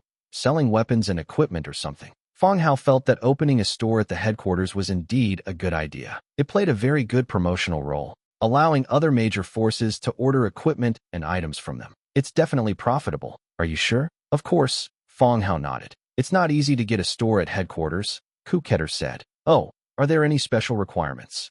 Fang Hao asked. No, it's just that the number of shops is limited. Some organizations have been applying for decades and are still waiting in line, without any chance to open a shop. Goodness, they've been queuing for decades. This is where lifespan and the foundation of power come into play. As they continue to line up, their forces could even be wiped out. Is there any way? Fang Hao asked mysteriously. No, and the Merchant Alliance has some issues with you and the Dragon Clan. Applying now might mean waiting in line, or it could be rejected outright, Kuketer said. Fang Hao nodded, indicating that he understood. It seems we'll have to deal with this later. Now is not a good time. Kuketer had lunch there and left satisfied with the gift Fang Hao had given him. No matter where you go, interpersonal relationships are quite important. The night was deep and silent. Lysis City, Lord's Mansion. On the large, soft bed, the man and woman looked up at the ceiling, entering a state of deep contemplation. It was quiet for a long time. Rebecca sighed and said, I used to think that this was how my life would be, guarding Lysis City, and eventually becoming an old woman, buried in the city's cemetery. But I never expected that in the blink of an eye, I would be tricked into bed by you, you little rascal. Fang Hao, standing to the side, pinched him and corrected him, saying, What do you mean by deceived? This is love. Haven't you heard a song about it? What song? Love is like a tornado. Rebecca patted him lightly. What song is this? What's the next line? I forgot. I think it came too fast or something. Rebecca covered the two of them with the blanket beside her, still looking up. I don't believe in love. It's all made up by those bards. Otherwise, the aristocratic circles wouldn't be in such chaos. Forehead. That seems to make some sense. He'd also heard that the aristocratic circles were quite chaotic. The local customs here are much more open. In private, wealthy women may even discuss some intimate topics, which are no less private than the topics discussed by men. You're right. But we must have been attracted to each other and gradually developed into love, Fang Hao continued. You're just a lecher. Look at how many women are around you. Upon hearing this, Fang Hao rolled over and lay on his side, supporting himself with his elbow, looking at the face so close to his. What kind of talk is that? I admit you have some looks, but what attracted me was your talent and character. Rebecca lay down beside him and pinched his cheek. Back then, you were making delicate hand gestures and swaying your hips when you walked. You dare to say you didn't intentionally get close to me. At the time, the territory was indeed selling dresses, and my sister happened to be naturally beautiful, so it was only natural for me to try to get close to you. But at the time it was definitely for the purpose of selling clothes. Rebecca blushed and said, Back then, when you measured my body for the dress, you kept coming over at night to talk business. Can you honestly say you didn't have any ulterior motives? Fang Hao opened his mouth, wanting to argue again, but it seemed that saying he wasn't moved by her body didn't fit the ambiguous situation at the moment. The two of them have already progressed to this point. Some cheesy words seem pretty good too. Of course I was tempted. I wish I could have you right then and there. Rebecca's face turned even redder, and even though the glow stone was covered, Fang Hao could still see the rosy glow on her skin. She carefully pulled the thin blanket down with her jade-like fingers. It reveals a large expanse of snow-white skin, giving it a heavy feel. Actually, I'm aware of your preferences. Preferences? Those noble women have talked about this in private. The older nobles prefer young women with slender waists, while younger women like you, who are quite young, tend to prefer older, more mature women, finding it gives them a sense of conquest. Rebecca spoke as if she knew everything. Well, that makes some sense. What kind of gibberish is this? Fang Hao wrapped his arm around Fang Hao's back and pulled him closer to his chest. Let a heavy object compress and deform against your chest. Rebecca's face flushed even more, sensing the provocation from the other party. Wait a minute. Fang Hao was taken aback. What was there to wait for? What's wrong? Rebecca continued. I want to ask, what about Lorana? Fang Hao was actually aware of the relationship between Lorana and Rebecca. Judging from the order, I actually joined later. That's a bit unfair to Lorana. What happened to Lorana? Did she find out? As Lorana's loyalty increased, Her temper became less volatile and unpredictable. Although she can throw tantrums, she seems more like a proud and aloof person. He would curse as he carried out the tasks Fang Hao assigned him. Currently, Lorena is still in the war, following the army to attack Otis's army. No, you know about what happened between me and Lorena, right? Rebecca whispered in her ear. A fragrant aroma wafted over, and Fang Hao couldn't help but push forward again. I know. Rebecca thought for a moment and continued. I don't want to lose you, and I don't want to lose her. What do you mean? Fang Hao was a little confused. Seeing that he still didn't understand, Rebecca became even more direct. Lorena is actually a very good girl, but she has a tragic life. She was deceived and then dismembered, leaving her with psychological trauma. So, do you like her? If you do, I don't care. Holy crap. Fang Hao then realized what it meant. He coughed lightly. Would she be willing to do that? Look at you. You still say you're not a womanizer, but you've been eyeing Lorena for a long time. Rebecca exclaimed immediately. Fang Hao immediately covered her mouth. Don't shout. After a while, Rebecca released her and continued. I'll put in a good word for you, but whether it works out or not depends on you. I don't want to be in the middle. It's too much of a hassle. Okay, let's make this clear first. I only agreed because of you. It has nothing to do with being a lecher. Lorena's looks, figure, and temperament are all those of an absolute beauty. If Rebecca is mature and voluptuous, she is the kind of graceful and dignified mature woman. Lorena is the epitome of that kind of beauty. Long, straight legs, a perfectly proportioned waist, and delicate features combined to create the Lorena we know today. Not to mention Fang Hao, women also like her very much. This is why Rebecca, who had rejected countless federal dignitaries, chose to be with Lorena. Rebecca blinked her beautiful eyes. One kind of expression reveals, I knew you were this kind of person. Seeing that this woman was getting aggressive again, she was no longer begging for mercy as before. They charged forward again. The next day, Li Rong sent a message early in the morning. The federal parliament has issued a new order. The federal army began to consolidate its forces, effectively engaging the retreating undead army. This satisfies the treaty signed with the vampires and also allows the armies of the undead and the vampires to fight each other. Fang Hao was not surprised by Human Federation's ulterior motives. I was even quite pleased. They know how to cover things up for themselves and even delay appropriately, so as not to cause too much heartache to one's allies at a critical moment. From this perspective, Doherty still cares about saving face to some extent. You don't need to worry about the army. On the contrary, you should pay attention to your personal safety during this period. To prevent humans from pursuing them, Otis may very well assassinate high-ranking human leaders. Fang Hao wasn't too worried about Otis withdrawing his troops from the south, such a long distance in the middle. In addition to the losses incurred in the previous battles with the Federation, it can be confirmed that they are no match for the Amanda army. It's even possible that the army hasn't returned to the capital yet. Amanda had already besieged the city and successfully restored her kingdom, but Li Rong's side made him feel more dangerous. Being attacked from both sides will definitely anger Otis. If he were Otis, he would prevent the Human Federation from pursuing their victory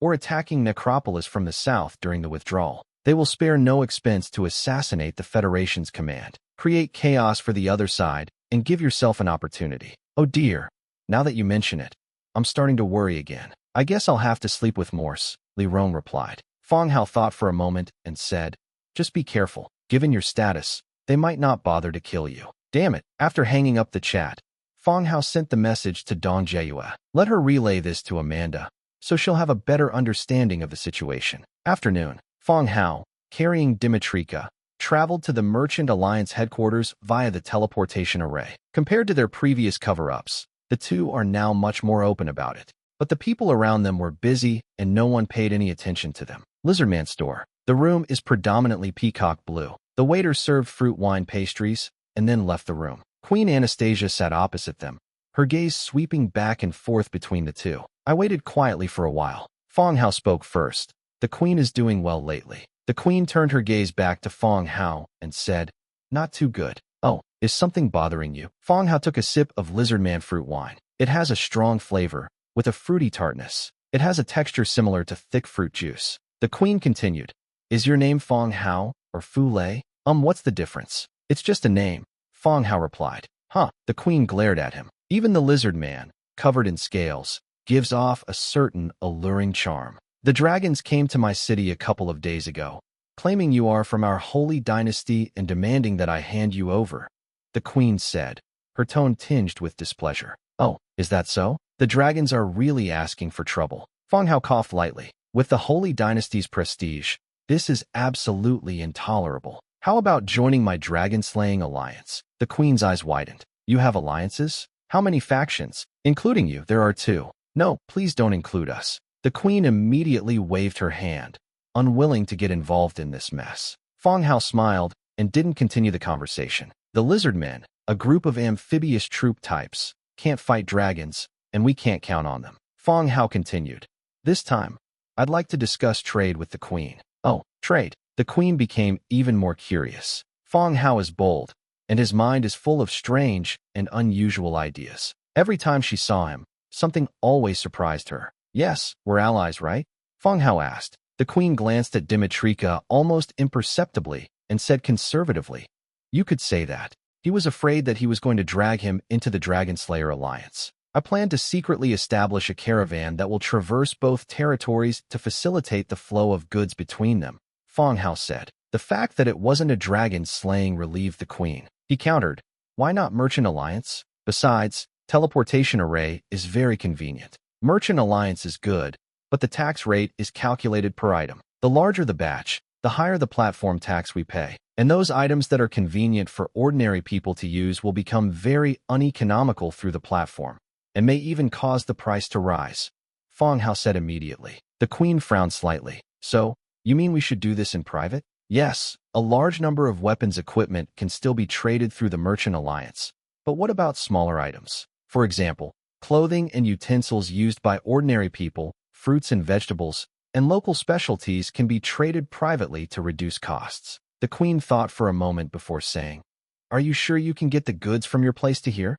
Whether the 2 territories are adjacent and whether there are dangers along the way are all things that need to be considered. If it were that easy to ship them over, Merchant Alliance wouldn't have grown to its current size. It's still just a concept at the moment. If Holy Dynasty agrees to this cooperation, we can discuss it further and resolve any obstacles," Fang Hao replied. "Offline trade requires meeting many factors. Peace, integrity, and abundant resources are all important factors. The area where the lizard man lived was under the rule of the lizard queen because of their unified faith, which ensured a certain level of security. This is where they are better than the orcs. When you enter orc territory, the various tribes plunder each other, and bandits are everywhere. This makes it difficult to ensure the safety of caravans. Moreover, Lizard Man lives in a deep forest swamp, where resources are abundant. Trade between the 2 sides is also beneficial to Fang Hao. Of course, these are all preliminary considerations, and whether they will be successful remains to be seen."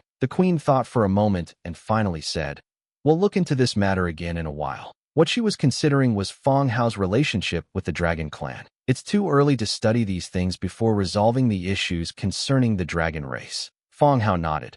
"Okay, I'm just here to briefly mention my thoughts." Then, the 2 chatted casually about various races. The atmosphere was quite nice. The queen also invited Dimitrika to visit the ancient temple in the Lizardman territory. Fang Hao let Dimitrika choose for herself. Dimitrika did not refuse and set the date for the day after tomorrow to travel to the Lizardman territory. Come out from the Lizardman's side. Fang Hao and Dimitrika went to the shop of the dead. In the Undead shop, the goods on the 1st and 2nd floors remained unchanged. The 3rd floor is already open, and what's for sale is a huge, ornately designed stone coffin. It has the function of nourishing the soul and preserving the body of the dead. Fang Hao didn't buy it. The price was too high, and it wasn't an essential item for the territory at the moment. After leaving the Undead shop, they went to the dwarf and elf shops. Although I didn't buy anything. However, this made Fang Hao realize the power of the elves. Unlike the elves who hid in the forest and shot arrows in the past in texts and films, the elves here are a very powerful race. Their long lifespan and brilliant minds enabled them to build a vast empire. Legend has it that human social systems and magic were learned from elves. The equipment sold by the elves is also more comprehensive. Its design embodies the elegance of elves, and its quality is top-notch among all races. Finally, they went to the vampires, the unclean immortals. Upon entering the shop, one is immediately struck by the strong smell of blood. The teller was a woman with a pale complexion but a fairly good appearance. They saw the 2 of them come in. "Welcome," He greeted us with a smile, revealing 2 sharp teeth at the corners of his mouth. Fang Hao nodded, and then went straight into the shop. He watched it by himself. Skullbreaker Bayonet, blue, costs 220 Warfire coins. Mysterious Enlightenment Razor, blue, is priced at 280 Warfire coins.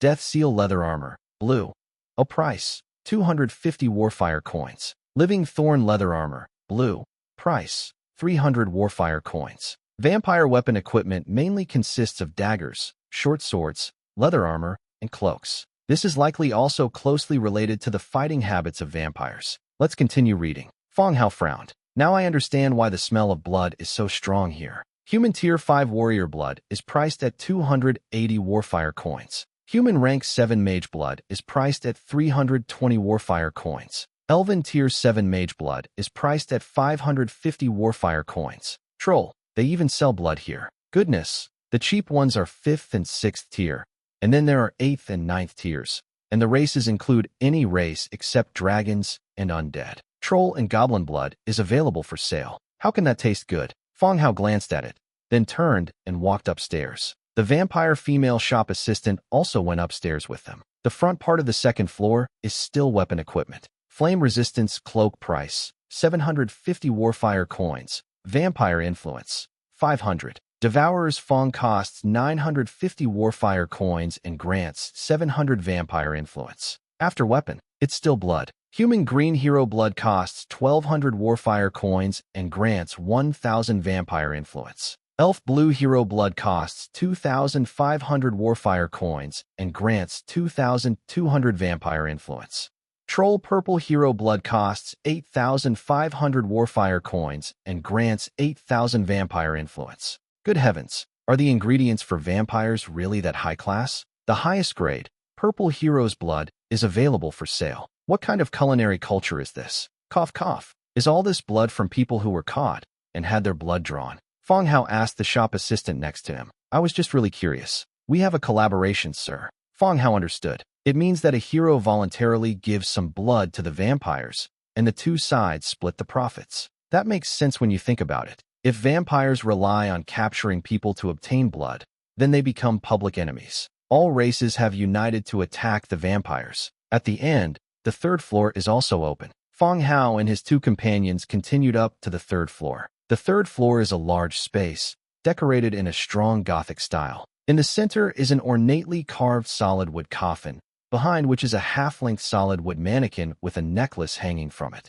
Next to the necklace is a weapon rack with a short sword on it. The uncrowned royal corpse, nurturing coffin, dark gold, is priced at 37.8 million Warfire coins and has an influence of 50,000. Holy crap, that's incredibly awesome. Dark gold grade corpse nurturing coffin. The body inside looks like it's been edged with gold. These vampires and the undead are really different. Vampire coffins are mostly made of wood, with the quality of the wood used to determine its grade. The undead, on the other hand, use stone, usually ordinary stone, with the quality determined by the level of the array patterns on the stone coffin. Continue looking forward. The Lorana Amulet, orange, costs 7.53 million Warfire coins and grants 20,000 Vampire Influence. Holy crap, this can't be a coincidence, can it? With that in mind, Fang Hao immediately checked the attributes. Lorana Amulet, orange.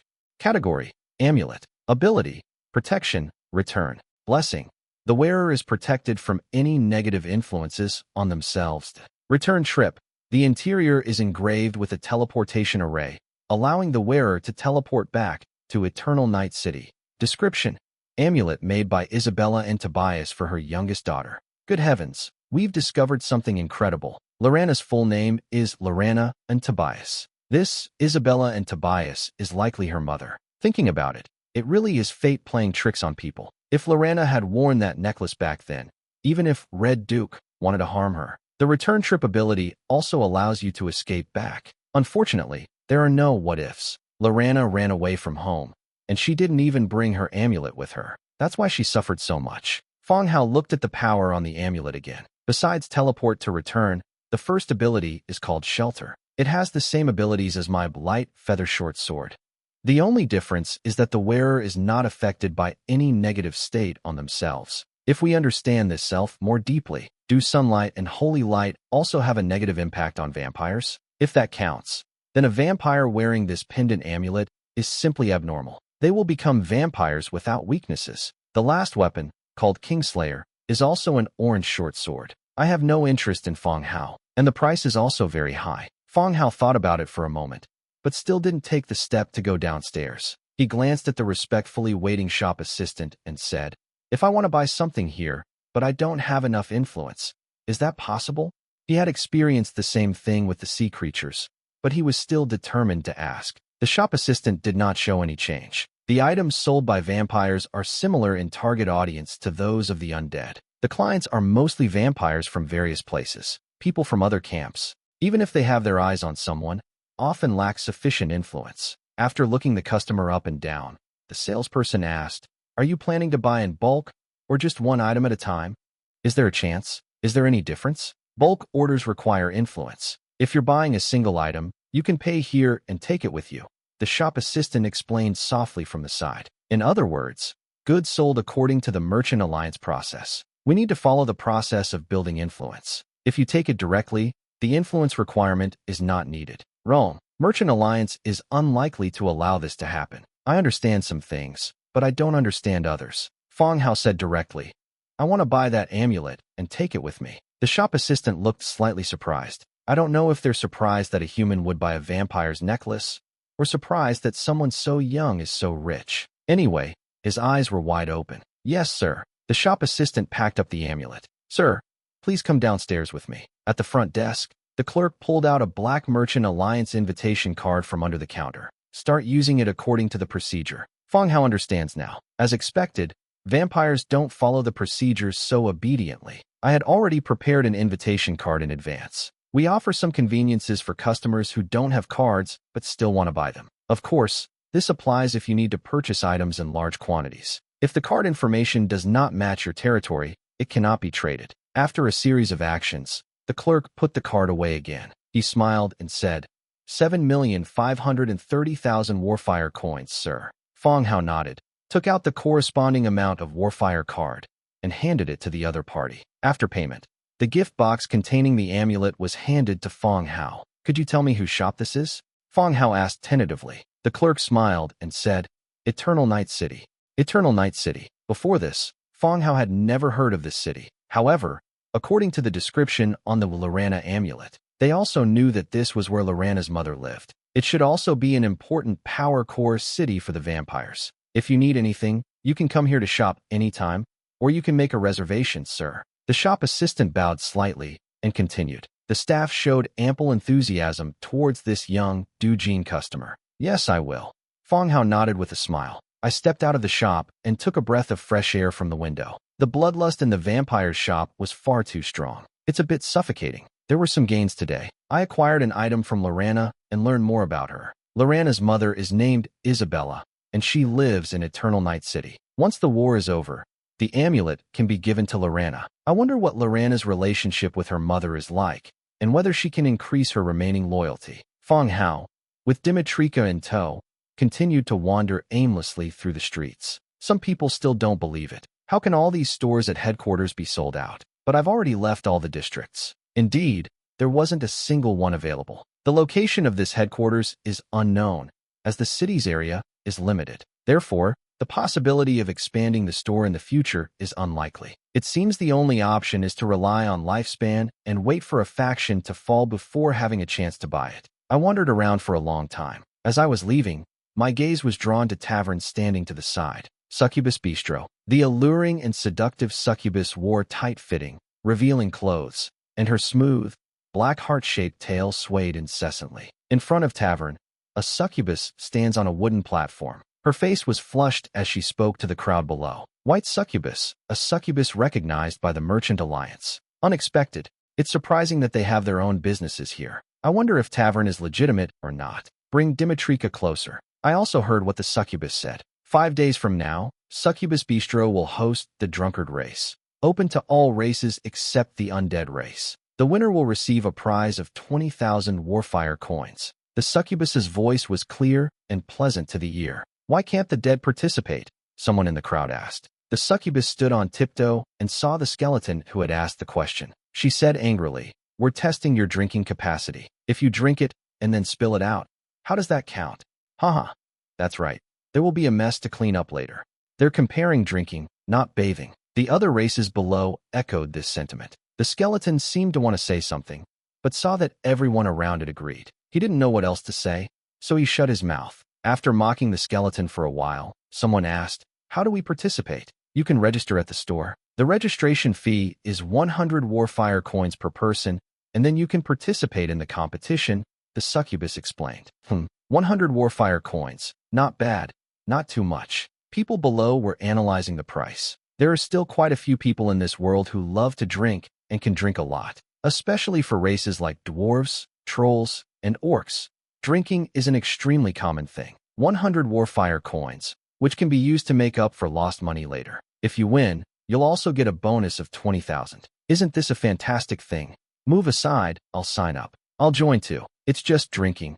I've never been afraid of anyone. With your height, how much can you drink? Height and alcohol tolerance have nothing to do with each other. Immediately, many people entered the shop to register for the competition 5 days later. Fang Hao watched from afar. "I'm not interested in drinking contests, and there are just too many people in tavern anyway." After watching for a while, he turned and left, returning to his territory. On the other side, Dream Forest, the boundary. The air was thick with the stench of blood. On the newly reclaimed land, spears and swords, broken and shattered, lay half-hidden among the mud and corpses, gleaming faintly in the twilight. The fairies and orcs withdrew their troops at the same time. Only a portion of the soldier remained, collecting the corpses of their fallen comrades on the battlefield. Only at this moment did the fairies and orcs move back and forth, silently recognizing their companions. Dead silence, stillness. Dream Forest, in a military camp in the rear. Sinisara, the leader of the elf tribe,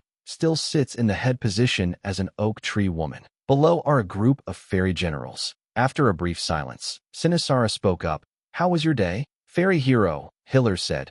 "In today's battle with the orcs, more than 5,000 were wounded, nearly 2,000 died, and more than 2,000 were killed. In a true contest of battlefield combat strength, the elf tribe might not be a match for the orcs. They are not proficient in the same areas, and Dream Forest is just a small force that occupies a forest. The population is very limited." After a slight pause, Hiller continued, "If this fighting continues, we're afraid our numbers will dwindle. Chief, it seems we'll have a hard time holding on to this land." Sinisara did not answer immediately, but fell into deep thought. The fairies and orcs of Quangling City have a feud that has lasted for over a decade. They were constantly fighting each other. However, in recent years, Elf Tribe has focused on development while the orcs have developed rapidly through constant conquest and selection. Its strength has gradually surpassed that of Elf Tribe. Previously, the fairies held firm in Dream Forest, making it difficult for the orcs to break in. But now, the orcs have been given the opportunity to cultivate land on the border. The attacks over the past few days have inflicted heavy losses on the fairies. If this continues, the already small fairy population will likely be depleted. After a long pause, Sinisara finally spoke. "You all remain vigilant regarding the orcs' movements and await my final message." "Yes, leader." The generals nodded. After leaving the room, I closed my eyes. His body gradually transformed into an oak tree, taking root and spreading its leaves. Night fell. After Fang Hao finished processing the messages passed between Dong Jieyue and Li Rong, "I'm planning to relax at Hot Springs." Just as he was halfway through taking off his clothes, Du Jin's voice rang out from outside the door. "Tell him that the leader of the elf tribe, Sinisara, has applied for passage through the teleportation array." Fang Hao, whose pants were already down to one leg, frowned. It seems that the two parties have not maintained contact since reaching the farming agreement. In the middle of the night, a leader came to my place. Even if you are a tree person, you are still a female figure. So isn't that a bit inappropriate? He put his pants back on and said to Du Jin outside the door, "Take her to the reception room." "Yes, sir." Inside the reception room, shortly after, Du Jin entered with Sinisara. "Lord Fang Hao," Sinisara said respectfully. This attitude made Fang Hao even more certain that the other party had come with a purpose. Fang Hao smiled and said, "Chief Sinisara, please have a seat." After sitting down, without any pleasantries, Sinisara said directly, There have been some special circumstances regarding the food contract we signed previously. Oh, is there some difficulty? Fang Hao asked curiously. Next, Sinisara recounted the battle between Dream Forest and the orcs to Fang Hao. The content is very simple. To summarize, it's about the land that has been reclaimed over such a long period of time. The crops haven't been planted yet. The lack of progress made Fang Hao's expression somewhat unpleasant. Elf tribe didn't say that when they first started working together. Food can represent human lives, and now you're saying it might not be possible to grow it? Fang Hao cannot accept that. Has Elf tribe always been this incompetent in its work? Sinisara was speechless. Taking a deep breath, Fang Hao continued. So, did Chief Sinisara come here this time to terminate our agreement? It's not long now, and if the agreement is terminated, Fang Hao can find other ways to grow grain. Sinisara pondered for a moment, then stood up and bowed slightly. He began. We've come here to ask Lord Fang Hao for help with the fairy race. Elf tribe will never forget your kindness. Fang Hao frowned and stroked his chin. You want me to help you fight the orcs? Sinisara nodded. If possible, what can I get in return? Besides the friendship of Elf tribe, grow grain, and I'll provide you with free grain cultivation for 10 years. Clearly, Sinisara had already devised a plan before coming. Fang Hao frowned and pondered for a moment. He said, I have a better suggestion. You can consider it. Oh, what suggestion? The reason Dream Forest is in its current predicament is because it doesn't have a strong backer. Even if I help you repel the orcs this time, what about the second and third time? The orcs' reproduction rate will definitely be able to drag Elf tribe down. Fang Hao didn't give direct advice, but analyzed Elf tribe's situation. Elf tribe was once an influential force. Its position as outpost number 032 speaks volumes. But Elf tribe is clearly not good at planning, or rather, its leader, Sinisara, is not good at planning. This has led to Elf tribe relying on its past achievements and gradually declining. Sinisara realized the error in his thinking when transmigrators appeared in large numbers. Their closed-minded development and lack of interaction with the outside world have clearly become obstacles for them. So, Lord Fang Hao, what is your suggestion? Sinisara continued. Fang Hao smiled and said, Dream Forest needs a powerful backer like me. You want to annex us? Sinisara looked surprised. To be honest, Sinisara, the Bloody Mountains, Coldwind Mountains, Boffing Mountain, Huiwa Highlands, and even the human city of Tuskok, the Orc City, are all part of my territory. Fang Hao took a sip of tea and continued. Dream Forest and Tusko City are so close. What will Dream Forest do if I consider expanding my territory? Will they give way to me? Or will they make us take a detour? Fang Hao's words were rather tactful. Dream Forest is nestled in the middle of the Orcish territory. It's difficult to say that you don't want to clash with the orcs. Fang Hao now wants to recruit her into his territory, in case strategic needs arise and war breaks out with the outside world. Who would feel comfortable letting Dream Forest just sit back and watch? It's highly likely that they'll first attack Dream Forest and then expand outwards. Sinisara showed a human-like surprise. All she knew was that Fang Hao's territory had expanded to include human cities and Tusko. Unexpectedly, the territories of trolls, dwarves, and even vampires had already become part of Fang Hao's territory. Sinisara did not answer immediately, but closed her eyes, and her body began to take root and sprout. Fang Hao knew that this meant his divine consciousness had returned to Dream Forest to discuss the matter. They weren't in a hurry and waited patiently on the sidelines. Shortly after, Sinisara opened her eyes again. Now that you have Dream Forest, how will you make use of it? Sinisara asked solemnly, looking directly into the other's eyes. Fang Hao opened the map on the Lord's book and said, You will still rule Dream Forest. The only thing I can think of right now is to help the territory with farming. I can decide to allocate the area that originally belonged to Icebat Monkey to you. On the map, the area that was originally Icebat Monkey is now the middle area between the two sides. The Icebat Monkey has been cleared out, leaving the area empty. The two places are connected, and Fang Hao plans to divide them among the fairies for farming. What about the orcs? What are your plans? Sinisara continued to ask. In fact, judging from the current situation, it's clear that Elf tribe is interested. Otherwise, they wouldn't have asked so many questions repeatedly. As the two were talking, the door behind him opened, and several women who had been soaking in the hot spring in the backyard walked in, laughing and joking. Each of them had pink and tender skin, still dripping with water droplets. Fang Hao glanced at it, then turned back and asked, Which orc tribe did you clash with?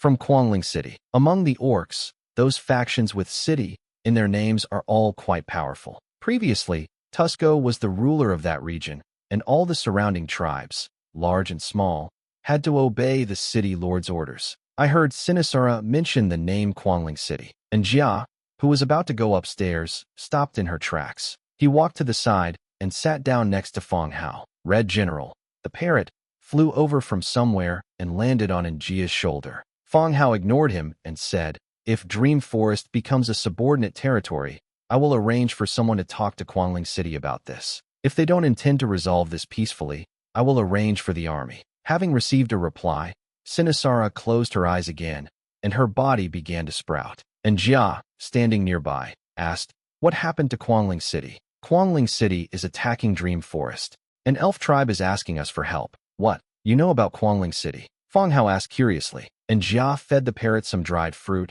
and said, "I came from Quangling City before, so I know a bit about that place." "Oh, then we need to handle this matter properly." "No need, I was kicked out. In fact, we have a grudge. Let me go during the attack." "Goodness, both old and new grudges have been settled." Not long after, Sinisara opened her eyes again and said, "All right, I agree to become your subordinate force, and I hope you will keep your promise."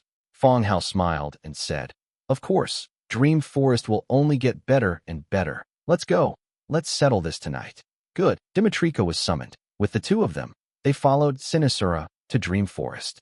On the other side, Shantae Yao Fortress. The conference hall was brightly lit and bustling with activity. This time, the retreat of the undead allowed everyone to finally relax a little. During a war, the useless city lord Fubin held a banquet. The high-ranking officials who fought against the undead were invited to celebrate this victory. The melodious singing drifted through the hall. The generals who were leading troops in battle just 2 days ago have changed into formal attire and are chatting and raising their glasses in small groups. It was as if the war was over. They returned to their former extravagant lifestyle. The banquet is almost over. Fubin, with his obese body, walked onto the stage. The music stopped. Fubin raised his glass and said, "This victory is inseparable from the efforts and sacrifices of the allied forces of the cities, as well as the command and decision-making of the Hall of Justice, and the help of the Church and the Mage Association. Let us praise the Council. May humanity live on forever. Humanity will live on forever." Everyone below raised their glasses and joined in the chant. In the corner, Li Rong, dressed in a burgundy dress, said humanity will live on forever before pursing her lips. Beside him were the female mage Mape in a dark blue dress and the dark elf hero Morse in tight-fitting clothes. Setting down her glass, Li Rong said to Mape beside her, "This fat guy is useless at everything, but he's quite the talker." Fubin, the city lord, contributed virtually nothing in this battle. He tried to escape several times, but was caught by the guards arranged by Nidam. Finally, all the guards in the city lord's mansion were replaced with guards from the Hall of Justice. That's what made the fat man behave. But it was just house arrest, and it didn't have any effect. Even someone like Li Rong, who always longs to go home, looks down on this fat man who only knows how to eat and drink.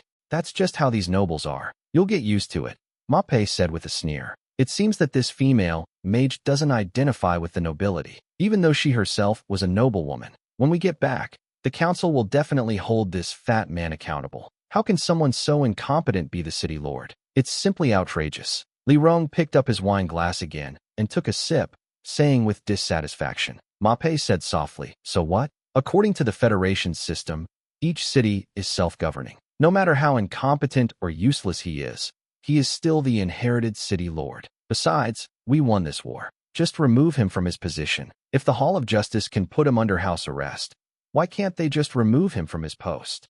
Li Rong said indignantly. Mape shook his head. "The city lords won't allow this. Punishment and warnings are fine. But if you really replace a city lord, the others will think of you. Normally, you can decide anything. But if you replace them, see if they will fight you to the death." Li Rong was somewhat surprised. No wonder the fat man was still chatting and laughing up there, showing no sign of tension whatsoever. It turns out these guys already knew the rules of this circle. They're not afraid of being investigated by Parliament at all. This kind of rule is really corrupt. It'll cause trouble sooner or later, Li Rong said. Well, what can we do? Li Rong thought for a moment.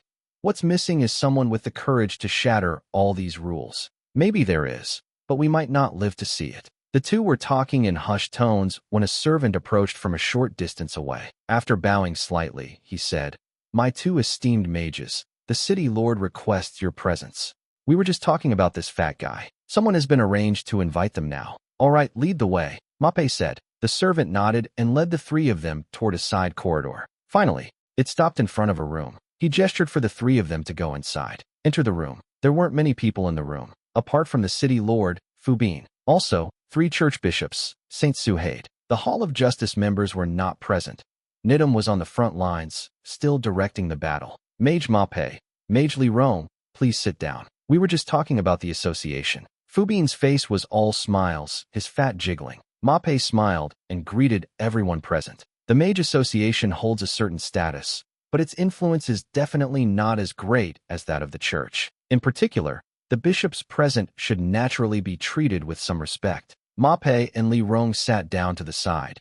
Dark Elf Morse stood to the side. Everyone present knew the identity of the Dark Elf with his distinctive skin color, so they didn't pay him too much attention. Once everyone was seated, Fubin continued. "This time, in the fight against the undead, we were able to protect Shantae Yao Fortress thanks to all of you. I am very grateful to you all." The obese man rose and gave a slight bow to everyone. Although the crowd was somewhat dissatisfied with the fat man, they remained polite on the surface. Fubin sat down again and continued to praise the church and the alliance of mages. The church, in particular, was praised to the skies. They also promised to fund the church's repairs of temples in various locations afterward. Upon hearing that they would contribute money, the bishops' faces lit up with smiles as bright as blooming chrysanthemums. Li Rong saw it. He pursed his lips. Goodness. Judging from the situation, the council's punishment for this fat man will probably be even lighter when he gets back. These nobles are really pragmatic. Look at things from a profit-driven perspective.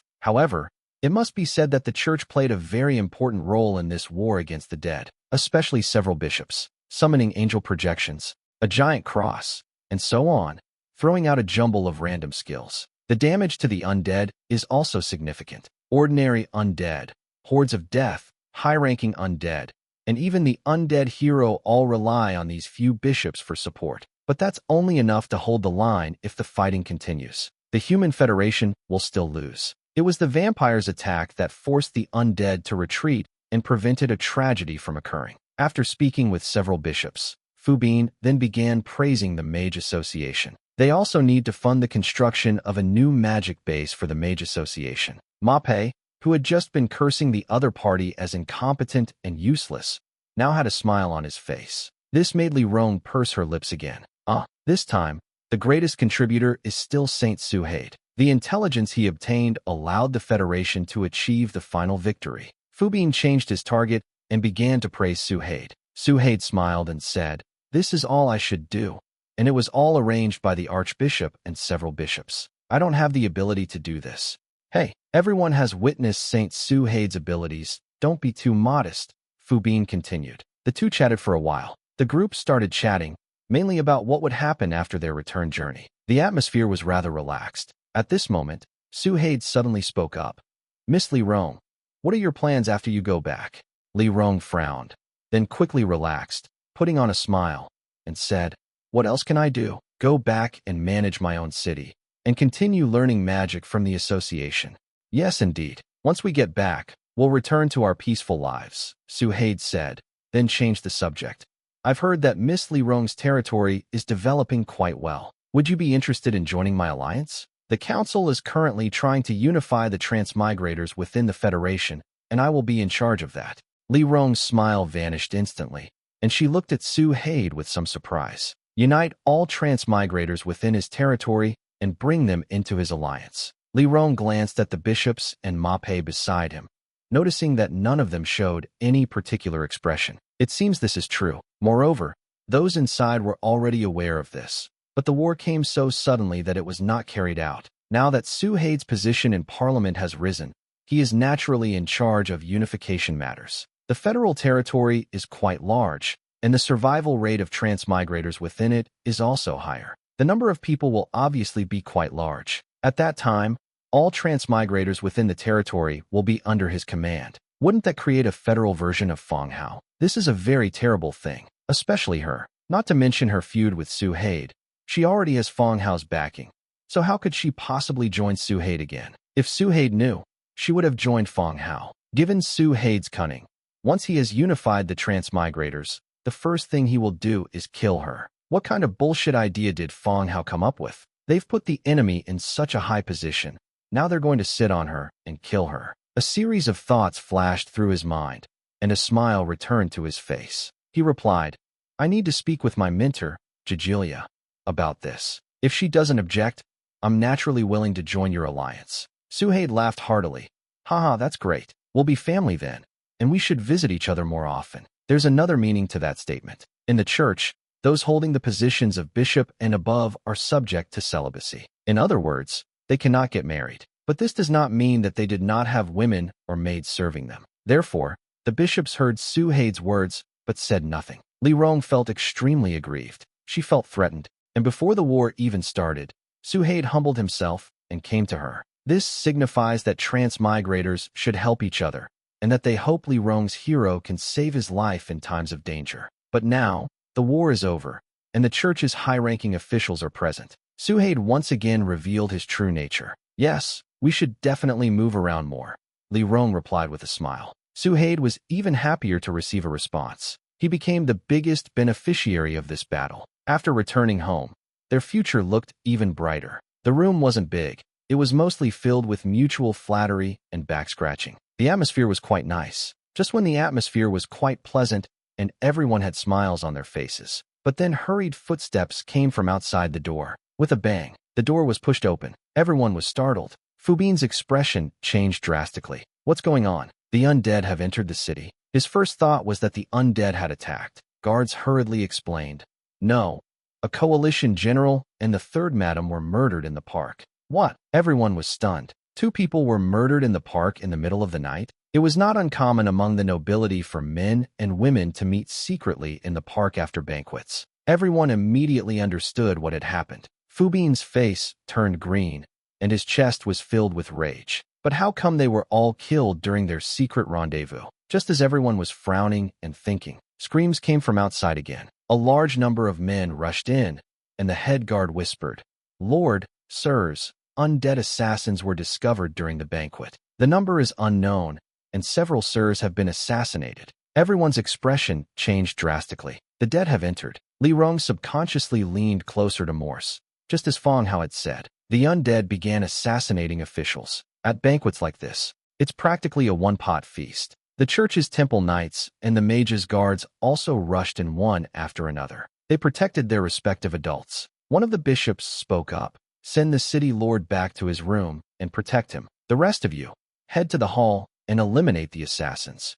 The church is not afraid of the dead and is protected by the temple knight. Killing some undead slayers shouldn't be a problem. Surrounded by guards, the group rushed to hall. At first glance, a general beheads a servant of the city lord's mansion with a single stroke. At the same time, a ghostly spirit floated out from the dead body. It attempted to crawl into the wall next to it. Wow! The bishop who had just arrived made his move, and a beam of light fell from the sky. The ghost vanished amidst its wailing. It's a possession method used by ghosts, not difficult to deal with. Everyone spread out and kill all these ghosts, the leading bishop said immediately. Okay, the rest of the people all agreed. The group dispersed, each leading a few guards and several people, and walked out. Li Rong, go back to your room first.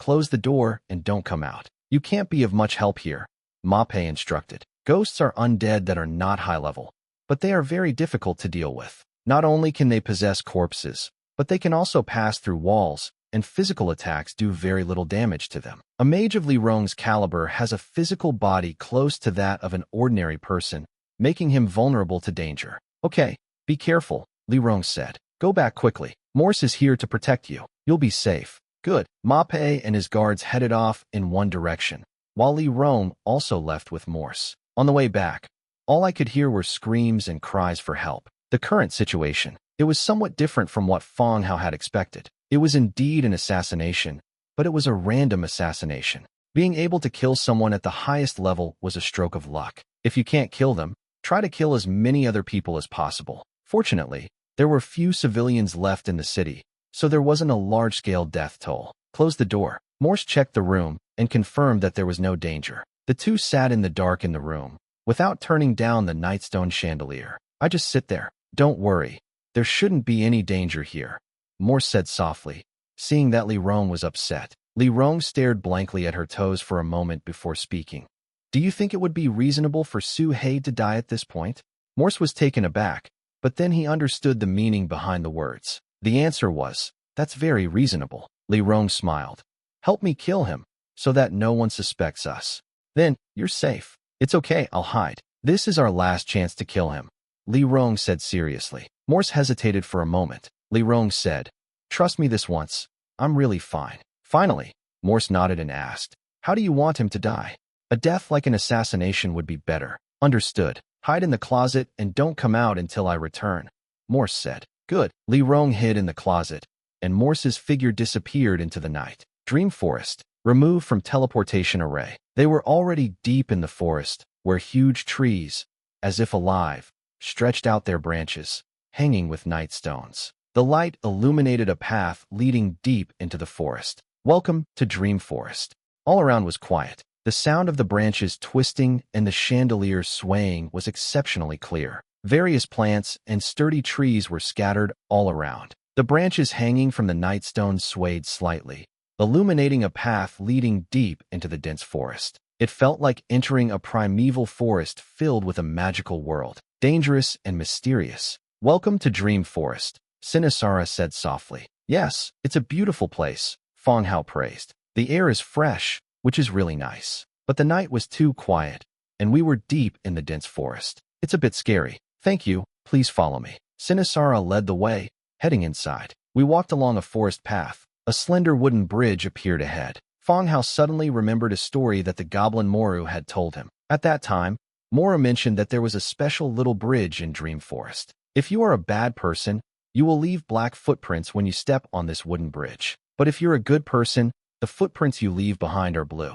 When Moru walked by, there were blue footprints under his feet. He proved he was a good person, and he boasted about it to Fang Hao for a long time. Sinisara had already crossed the bridge without leaving any trace. Fang Hao and Jia and Dimitrika followed behind and stepped onto the wooden bridge as the three walked past, but they found that there were indeed marks left under their feet. However, all three of them had blue markings. Having already reached the opposite side of Sinisara, upon seeing the three people's footprints, a human-like smile appeared on his face. What is this? And Jia asked, her face full of curiosity. Sinisara smiled and replied, this bridge is a treasure of the elf tribe and part of the Dream Forest. Those who walk across it can see their attitude towards the Dream Forest. Attitude. Fang Hao also became curious. Yes, if you have malice in your heart, you'll leave a black mark when you step on it. If you have no malice, it'll be blue. We at Elf Tribe also use this bridge to distinguish between enemies and friends,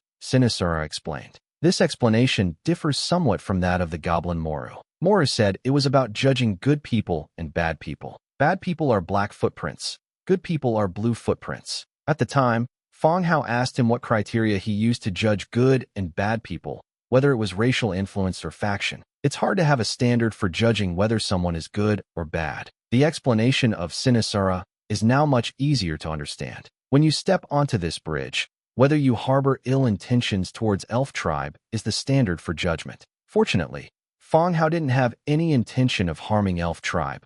Otherwise, if he had stepped on something black, his attempt to subdue Dream Forest would have been ruined. It's very possible that Sinisara led them down this path to see what Fang Hao thought. Fortunately, the outcome was good. That's pretty amazing, Fang Hao nodded. Sinisara nodded and continued to lead the way. After crossing the wooden bridge, she seemed to feel much better. Along the way, he began to introduce the surrounding buildings to Fang Hao and his two companions. The fruits grown by Elf Tribe have unique flavors, special properties, and more. In short, it's not as dull as it was at the beginning. The closer you get to the center, the denser the buildings become. It's like a city enveloped in a forest. We arrived at the heart of the forest. What is most striking is that enormous oak tree that stretches straight to the sky. The tree trunk is thick and the canopy is extremely dense. It is even taller and more awe-inspiring than the skyscrapers that have been built in the modern world. My lord, please come inside, Sinisara said softly as she stood in front of a building. Fang Hao nodded and followed him into the buildings.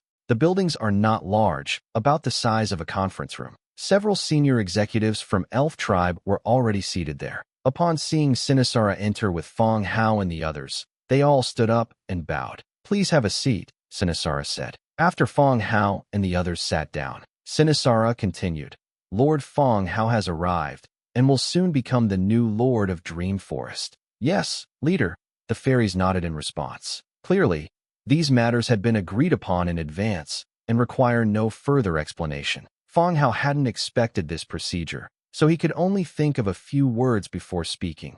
"Unity will only make us stronger, and Elf Tribe will regain its glory. Sinisara will remain your leader, ruling Dream Forest." This was just something I came up with on the spur of the moment, so the words are rather straightforward. However, the Elf Tribe executives below were visibly much more relaxed after hearing this. It seems to have some effect. Next, the people from Elf Tribe began with some self-introductions. Financial officials, logistics officials, housing planning officials, and so on, each began to introduce themselves and make their job guarantees. They all spoke with great passion, and Jia, who was listening nearby, was half asleep and half awake, her head bobbing. "That concludes the introduction," Sinisara continued. "My lord, I will take you to the castle." "Good." He pulled the sleeping Jia up and left the meeting room. We entered a single-story building. At the very top of the buildings is a throne formed by the entangle of trees. Fang Hao walked straight up and sat on the throne. At the same time, a system notification also appeared. "Giantwood City has become your subordinate city. You can rename the city here and control 8 subordinate villages. The area where the fairies live is called Dream Forest. However, they do not all live in the same area. There are also 8 attached villages." Looking at it this way, the population of Dream Forest is even smaller than that of the dwarves. At that time, the dwarves had 12 subordinate cities and several fortresses. There are only 8 villages in this fairy village. Giantwood City. City tier, level 12 original city. Attributes: plant growth plus 75%, fairy reproduction plus 20%. Description: a city with attributes that can bring various beneficial effects, accelerating the city's construction and development. The city's level is not high, only level 12. Lysis is a city of the same rank. The attributes added are not many, only 2. But the plant growth in the first category is truly alarming, at 75%. This thing sprouts as soon as it falls to the ground, right? No wonder, while the plants outside are just sprouting, the plants here are still lush and verdant. Unlock blueprints. Breeding garden, labyrinth, hunter's lodge. The number of blueprints associated with the city is indeed quite large. Breeding nursery. Category: special buildings. Effect: seedling cultivation. Seedling cultivation. Plant species/seedlings can be cultivated and improved within the buildings. Description: nature bestowed life. Building requirements: 800 tough wood, 1200 stone bricks, 500 iron, 5 natural gems, 1 perfect essence. A very practical building. These buildings can be particularly useful for territories in the development stage. Lost forest. Category: special buildings. Description: a dense forest built according to regulations within the area, which can disorient enemies who venture in recklessly. Construction requirements: 300 tree seeds, 3 natural gems. If I understand correctly, it should be a maze formed by trees. It can be used as a defensive measure. I wonder how this maze will cope with flying races. We can't completely seal off the top of the tree, can we? Keep reading. Hunter's Hut is a building for training archers, or, according to Human Faction, a firing range. I've read through all the unlocked blueprints. It can be said that Elf Tribe's blueprints are all related to plants. Blueprint: the buildings require only seeds and natural gems. There are no materials like wood or stone. Put away the Lord's book. Fang Hao looked down at Sinisara and said softly, "Let's go. Come with me to Tuskok City. Let Copper Bull help you drive the orcs out of Quangling City first." "Yes, sir." Sinisara nodded immediately. Tusko, Lord's mansion. A light screen appeared in the hall, and 4 figures, including Fang Hao, walked out from it. Late at night, the hall was empty, not a soul in sight. Fang Hao led the 3 of them out the door and saw 2 bull-headed men, each holding a battle axe, leaning against the doorway, fast asleep. Even when all 4 of them got close, the 2 bull-headed men didn't notice them at all. "Hey!" Fang Hao kicked one of them. Bull-headed man closed his eyes, changed his position, and continued to sleep. "You're quite gentle," and Jia said. "Go up and kick it." With a bang, bull-headed man flew 3 or 4 meters before rolling and coming to a stop. Who goes there? You son of a bitch, you dare kick me? I'll chop you up. The commotion woke everyone up, whether they had been kicked out or were sleeping elsewhere. Holding a battle axe, he roared angrily. Fang Hao looked at the two bull-headed men and said, I am Fang Hao. Have Copper Bull come to see me. The bull-headed man, charging forward wielding a battle axe, suddenly narrowed his wide-open bull eyes. The forward momentum slowed down, and the person fell to their knees, sliding down to Fang Hao's side. He bowed his head and said, Lord, I was wrong. His attitude in admitting his mistake was very sincere. Go, bring Copper Bull. Oh, okay. Minotaur guard stood up, turned, and walked outside. Before long, Copper Bull, gleaming gold and shirtless, strode in. Upon seeing Fang Hao, Dimitrika, and the others, he immediately bowed and said, Lord. Copper Bull joined the territory very early on. He's considered a veteran hero. Their loyalty has reached an extremely high level. Yes, Telok, this is Sinisura, the leader of Dream Forest, and now a member of the territory. Please get to know her. Fang Hao introduced softly. Yes, Chief Sinisura, Mr. Telok. The two actually knew each other, but they didn't have much contact. Copper Bull wasn't too surprised by the addition of Sinisura. It even feels quite reasonable. Copper Bull sat down to the side. Fang Hao continued. Quangling City is currently attacking Dream Forest. Tomorrow, you should arrange for people to help Dream Forest resolve this conflict. Understood, sir. I'll arrange for someone to go there first thing tomorrow morning. Copper Bull immediately agreed. After those orcs retreat, send someone to probe Quangling City's attitude and see if a peaceful resolution is possible, Fang Hao said after a moment's thought. Good. At this moment, Njia suddenly interjected. Fang Hao, I want to take charge of this negotiation. When Njia came out, she said that she had been kicked out of Quangling City. In terms of emotions, one can sense some resentment. Fang Hao thought for a moment and nodded. Copper Bull, let Njia be in charge this time, and you can help her out. Well, okay. Copper Bull hesitated for a moment, but still agreed. Njia is in charge of this matter. What's the point of talking then? It's highly likely that a fight will break out. But Fang Hao said that he didn't need to care so much. Well, is there anything else you'd like to add about Sinisara? Fang Hao continued to ask. Sinisara thought for a moment and said, I will mark the location of the battle with Quangling City for you. They have a large number of troops, so you'd better deploy more troops here. How many of them are there? Copper Bull asked. More than 20,000. Okay, I understand. I'll bring my men over tomorrow, Copper Bull replied. The two whispered for a while, refining the route and details. Finally, seeing that both of them were all right, Fang Hao then said, Okay, let's settle on this plan for now. You two can keep in touch if anything comes up. After speaking, released the teleportation light screen again. He left with a few people. The next day, the rising sun casts rays of light upon the earth. Shantae Yao Fortress. In the city lord's palace, soldier,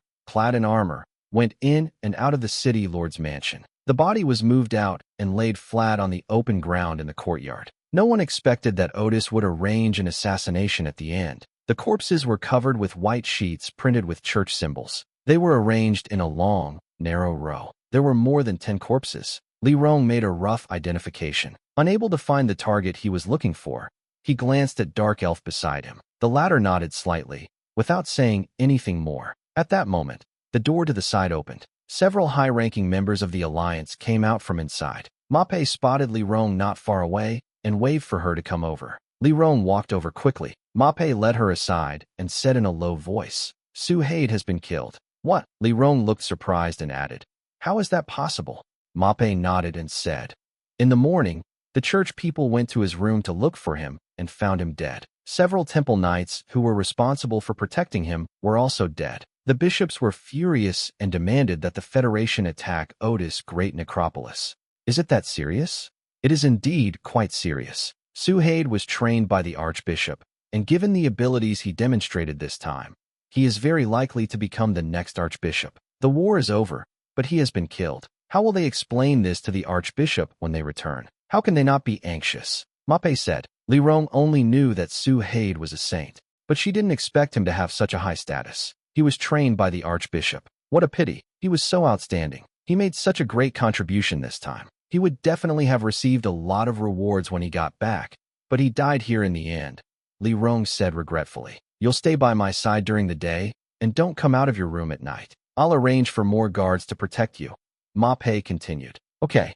Ma Pei nodded and led her outside. Let's go. Today it's our turn to be on the front lines. Let's not waste any time. The three of them headed to the meeting point and walked out together. Fang Hao yawned heavily. I walked down the stairs. In the first floor hall, maids had already begun her work. Cleaning. Hey, find a place to plant this seed. Fang Hao casually tossed a seed over. Air caught it in her palm and asked curiously, Oh, master, what kind of seed is this? It's oak, probably planted near Lord's Manor. Oh, yes, master. After giving his instructions, Fang Hao began his morning exercise. Fang Hao, who was jogging in the morning, suddenly stopped. Then I saw a giant tree growing rapidly upwards from the backyard. It went beyond the walls, and then beyond the entire Lord's Manor. Holy crap! Holy crap! I blurted out something without thinking. The tree grew rapidly, under the watchful eyes of everyone.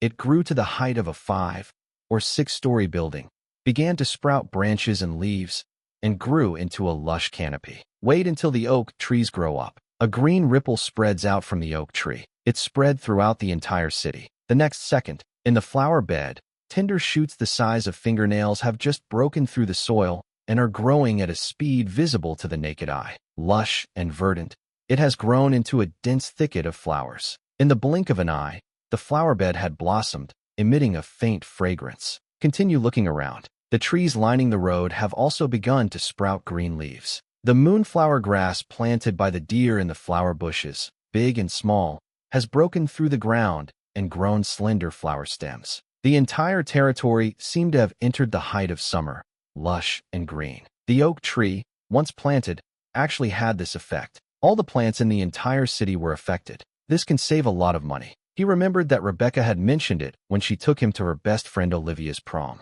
The noble lords in the city would all hire wood elemental mages. Upon arriving at their residence, they encouraged the plants in the courtyard to grow faster, ensuring a pleasant living environment. It is also a symbol of power and wealth. Now things are much more convenient here, directly impacting the plants throughout the city. I wonder if it will have the same effect in winter. Continue running the remaining half lap. A large crowd had already gathered in front of Lord's Manor to watch the spectacle. Maids, earth spirit girls, and even the skeleton craftsmen gathered around. I looked up at the huge trees. They were whispering among themselves. Upon seeing Fang Hao approach, the maid Yuan Yuan immediately came over and said, Master, there's a big tree in the backyard. Well, it's all right. This tree can improve the city's environment. Haven't you noticed that all the flowers in the city are blooming? Fang Hao explained. I noticed it, but this tree is huge. If we cut it down, we'll get a lot of wood. There's no need to use resources like this. Let everyone disperse and go about their own business. The backyard is quite large. Maids has divided the area into several zones, including gardens, gazebos, vegetable gardens, activity areas, a place where Jia practices boxing, and a huge hot spring swimming pool. Now another giant tree has appeared. It occupies a large area by itself. In front of the giant tree, Air and Jia and Xiaobai were talking in hushed tones. Negotiations with Quangling City haven't started yet, so Jia is still staying with Fang Hao. Fang Hao also walked over. The properties of the giant tree are evident in the present reality. Same root oak. Category: special buildings. Ability: lush woodland. Same root oak. Rui woodland. A specific area of vegetation blessed by the energy of oak trees. Shared root oak. Growing from the same root as ancient oak trees, allowing for close connection between them. Description: oak tree from the same root as the main tree. A tree, surprisingly, possesses properties similar to those of buildings. This was the first time he had ever seen it. There are two abilities. Lush woodland is clearly within the city walls, where plants are stimulated to grow and bloom. This ability is actually quite good.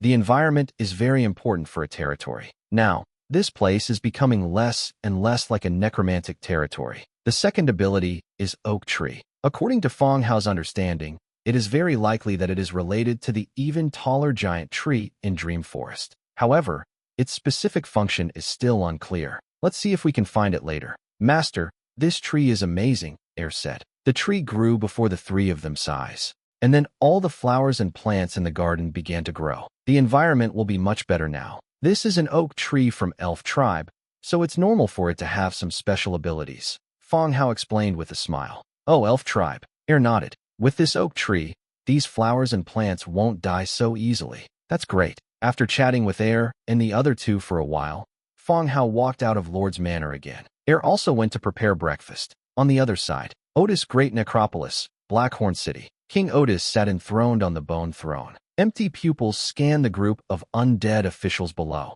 He began by asking, "How did last night's operation go?" At this moment, a human undead stepped forward and said, "King Otis, last night you sent 50 wraiths to take a detour through the northeastern forest to Shantae Yao Fortress. Give me the results."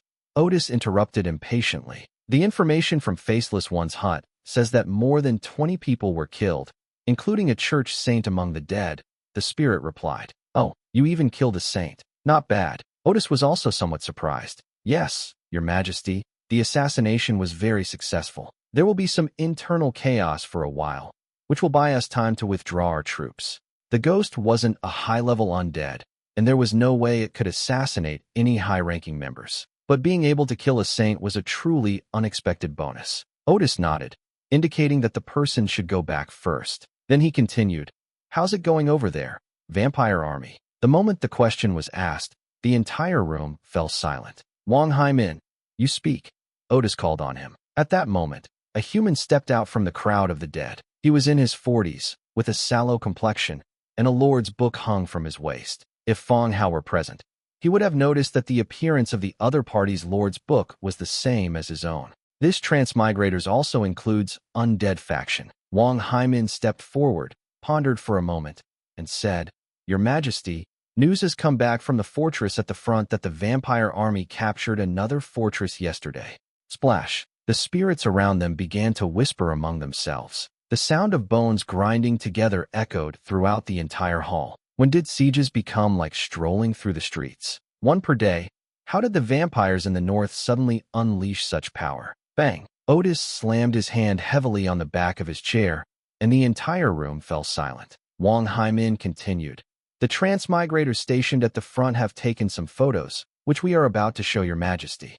Open Lord's book and find the image." A skeleton servant took the Lord's book from the side and presented it to Otis. Otis looked at the Lord's book, and his soul fire trembled violently. There are only 4 photos. The first 2 images show bone dragons swooping down, and the third image shows a group of bone dragons circling around the fortress. The fourth image shows an airship appearing in the sky, along with projectiles being fired. There are no more photos after that. Otis's withered hands, covered in rings, gripped the armrest of the seat tightly. At that moment, a long-lost sense of panic finally rose in his heart. Regardless of the enemy's offensive trend, the sheer number of troops he was currently displaying made him feel threatened. A feeling that threatened my life. This feeling of fear deep within my soul was the first time I had experienced it since becoming an immortal being. Otis casually tossed the Lord's book back, and Wang Haimin immediately picked it up and passed it on to the other undead officials for review. After they finished reading,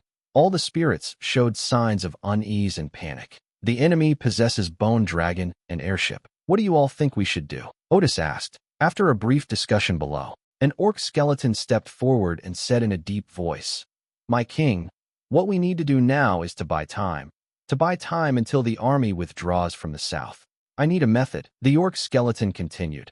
"I think that while we send more army to the next fortress, we can try to negotiate with the vampires to slow down the enemy's advance as much as possible." "My lord, I agree with this idea. Necropolis and vampires have always had a good relationship. Chief Red Duke has traded with Necropolis many times. We can discuss it," a goblin skeleton added. "This idea is worth trying. Listen to their needs and get through the immediate difficulties first." One skeleton after another stepped forward, indicating that they should make contact. They finally became immortal beings, and they don't want to die again. There's no point in vampires attacking the undead. The vampire population in the north is small, and the undead cannot be converted into vampire slaves. The possibility of talks is still very high. Let's talk it over. It would be even better if it could be resolved with money. As long as you can survive, you can earn the money back, but once you die, then there really won't be any chance. Otis pondered for a moment, then finally nodded and said, "Grover, you will be in charge of this negotiation. Necropolis is willing to resolve this conflict with the vampires. If there are any demands, we can discuss them." Grover never expected to be pushed into this situation. He stubbornly stepped forward and said, Yes, Your Majesty. Otis nodded. That's all for now. Strengthen the defenses of the fortress. Yes. The group accepted the order and left the palace. Dream Forest boundary. Tens of thousands of orcs blocked the border, constantly cursing and taunting. Just 2 days ago, Elf Tribe and Elf Tribe were locked in a fierce battle. For some reason, Elf Tribe retreated directly into Dream Forest today, abandoning the land and watching them from afar. No matter how much they provoke us, we will not come out to continue fighting them. On their side, they had been cursing for a long time, and their throats were all dry. Behind the orcs, an orc clad in heavy plate armor stood with his hands behind his back, gazing into the distance below. Orcs are about 2 meters tall and have a robust build. The hair is unusually thick. It is shaped like a gray lion standing up. The Fierce Lion Clan, a race with fiery tempers, born warriors. Looking down at the situation below, he frowned. Elf Tribe retreated into the forest, but it did not dissipate. Instead, they lined up in a row, looking ready to charge out at any moment. There's something unusual about it. Commander, those fairies aren't coming out at all. The men below are hoarse from cursing. An orc soldier ran over and said immediately. The Mad Lion commander's brows remained furrowed. Judging from the fighting over the past few days, this reclaimed land is very important to Elf Tribe. But why isn't it coming out now? This is a bit puzzling. It's unclear what they mean. Take over and keep hurling insults. The rest of you, get ready for battle and don't let your guard down. Commander Mad Lion continued. Okay, soldier ran off. The beastmen below, a different group, continued to stand at a distance and hurl insults. When they get tired of cursing, they switch to someone else and continue cursing. Just as the third group of people were being replaced, as expected, an unusual situation arose. A group of orcs suddenly appeared in the southeast. The group includes orcs from various tribes, and in the central queue, you can see the bull-headed man. Commander, an Orcish force is approaching, numbering close to 10,000. The orc soldier reported. The Mad Lion commander nodded. Make them stop advancing and find out their purpose. Yes. The orc soldier withdrew. Then they saw orcs heading straight into the enemy orc ranks. Before long, they rushed back. Commander, they say they are from the army of Tusco City and are allies of Dream Forest. They want us to leave this place. What? The Mad Lion commander's expression changed. He knew about Tusco, and he'd heard that it had a new lord. Now they even dare to interfere in Quangling City's affairs. They really have a lot of nerve. The Mad Lion leader was about to angrily rebuke, but then declared it impossible. Then they saw the Elf Tribe, which had been hiding in the Dream Forest, marching out of the forest in neat formation, and the army of Tuscog City flanking them from the left and right. It turns out that these demons were waiting for reinforcements. The Mad Lion commander's face was extremely grim, but if a real fight broke out, he would also suffer losses facing the combined attack of two forces. He said coldly, Fine, Tusco City, I've got it. Tell the army to retreat. Yes, Commander. As the three groups remained wary of each other, the Quangling City army began to regroup and retreat. They gradually withdrew from the battlefield and retreated towards Quangling City. Meanwhile, cheers of victory erupted in the Elf Tribe. In any case, the enemy withdrew. They also had a chance to catch their breath. In a small house near the border of the fairy forest, Sinisara and Copperbowl were sitting in it. Sinisara said, If we let them leave, they will definitely attack again. The army should have stopped them here in one fell swoop. Quangling City, the army looked unwilling as they retreated. This shows that they will definitely retaliate. Letting them go would be like releasing a tiger back into the mountains. Copperbowl shook his head and said, We arrived in a hurry, and the army is not outnumbered. Even if a war breaks out later, we are not afraid of them. If we fight head-on, I'm afraid we'll suffer some losses with our army. If war were to break out, the Undead army would naturally launch an attack, and these ordinary soldiers would be unnecessary. All right, what's next? Sinisara continued to ask. Copperbowl thought for a moment and said, I will send someone to Quangling City to negotiate at the border between the two sides. Okay, I understand. Main City. Fang Hao lay on the lawn in the backyard, resting her head on Air's round and soft thighs. Holding the paper in his hand, he happily looked at the contents. While browsing the Transmigrator store today, I discovered that some people were selling their own novels. The price isn't high either. 5 pages of content can be exchanged for 2 units of iron blocks. Fang Hao took a different copy and looked at it with a happy smile. It's well written. It tells the story of the protagonist becoming a city lord's guard and gradually cultivating his skills to advance in rank. Interspersed throughout are some stories about sharing the burdens of the first madam, second madam, and third madam. That's quite interesting. After Fang Hao finished looking at one, she handed it to Air, who was standing next to her, and Air looked at it too. Just as the two were killing time, the oak tree beside them trembled slightly. A tree branch formed a miniature version of Sinisura and stretched out in front of Fang Hao. Sir, the army of Quangling City has retreated.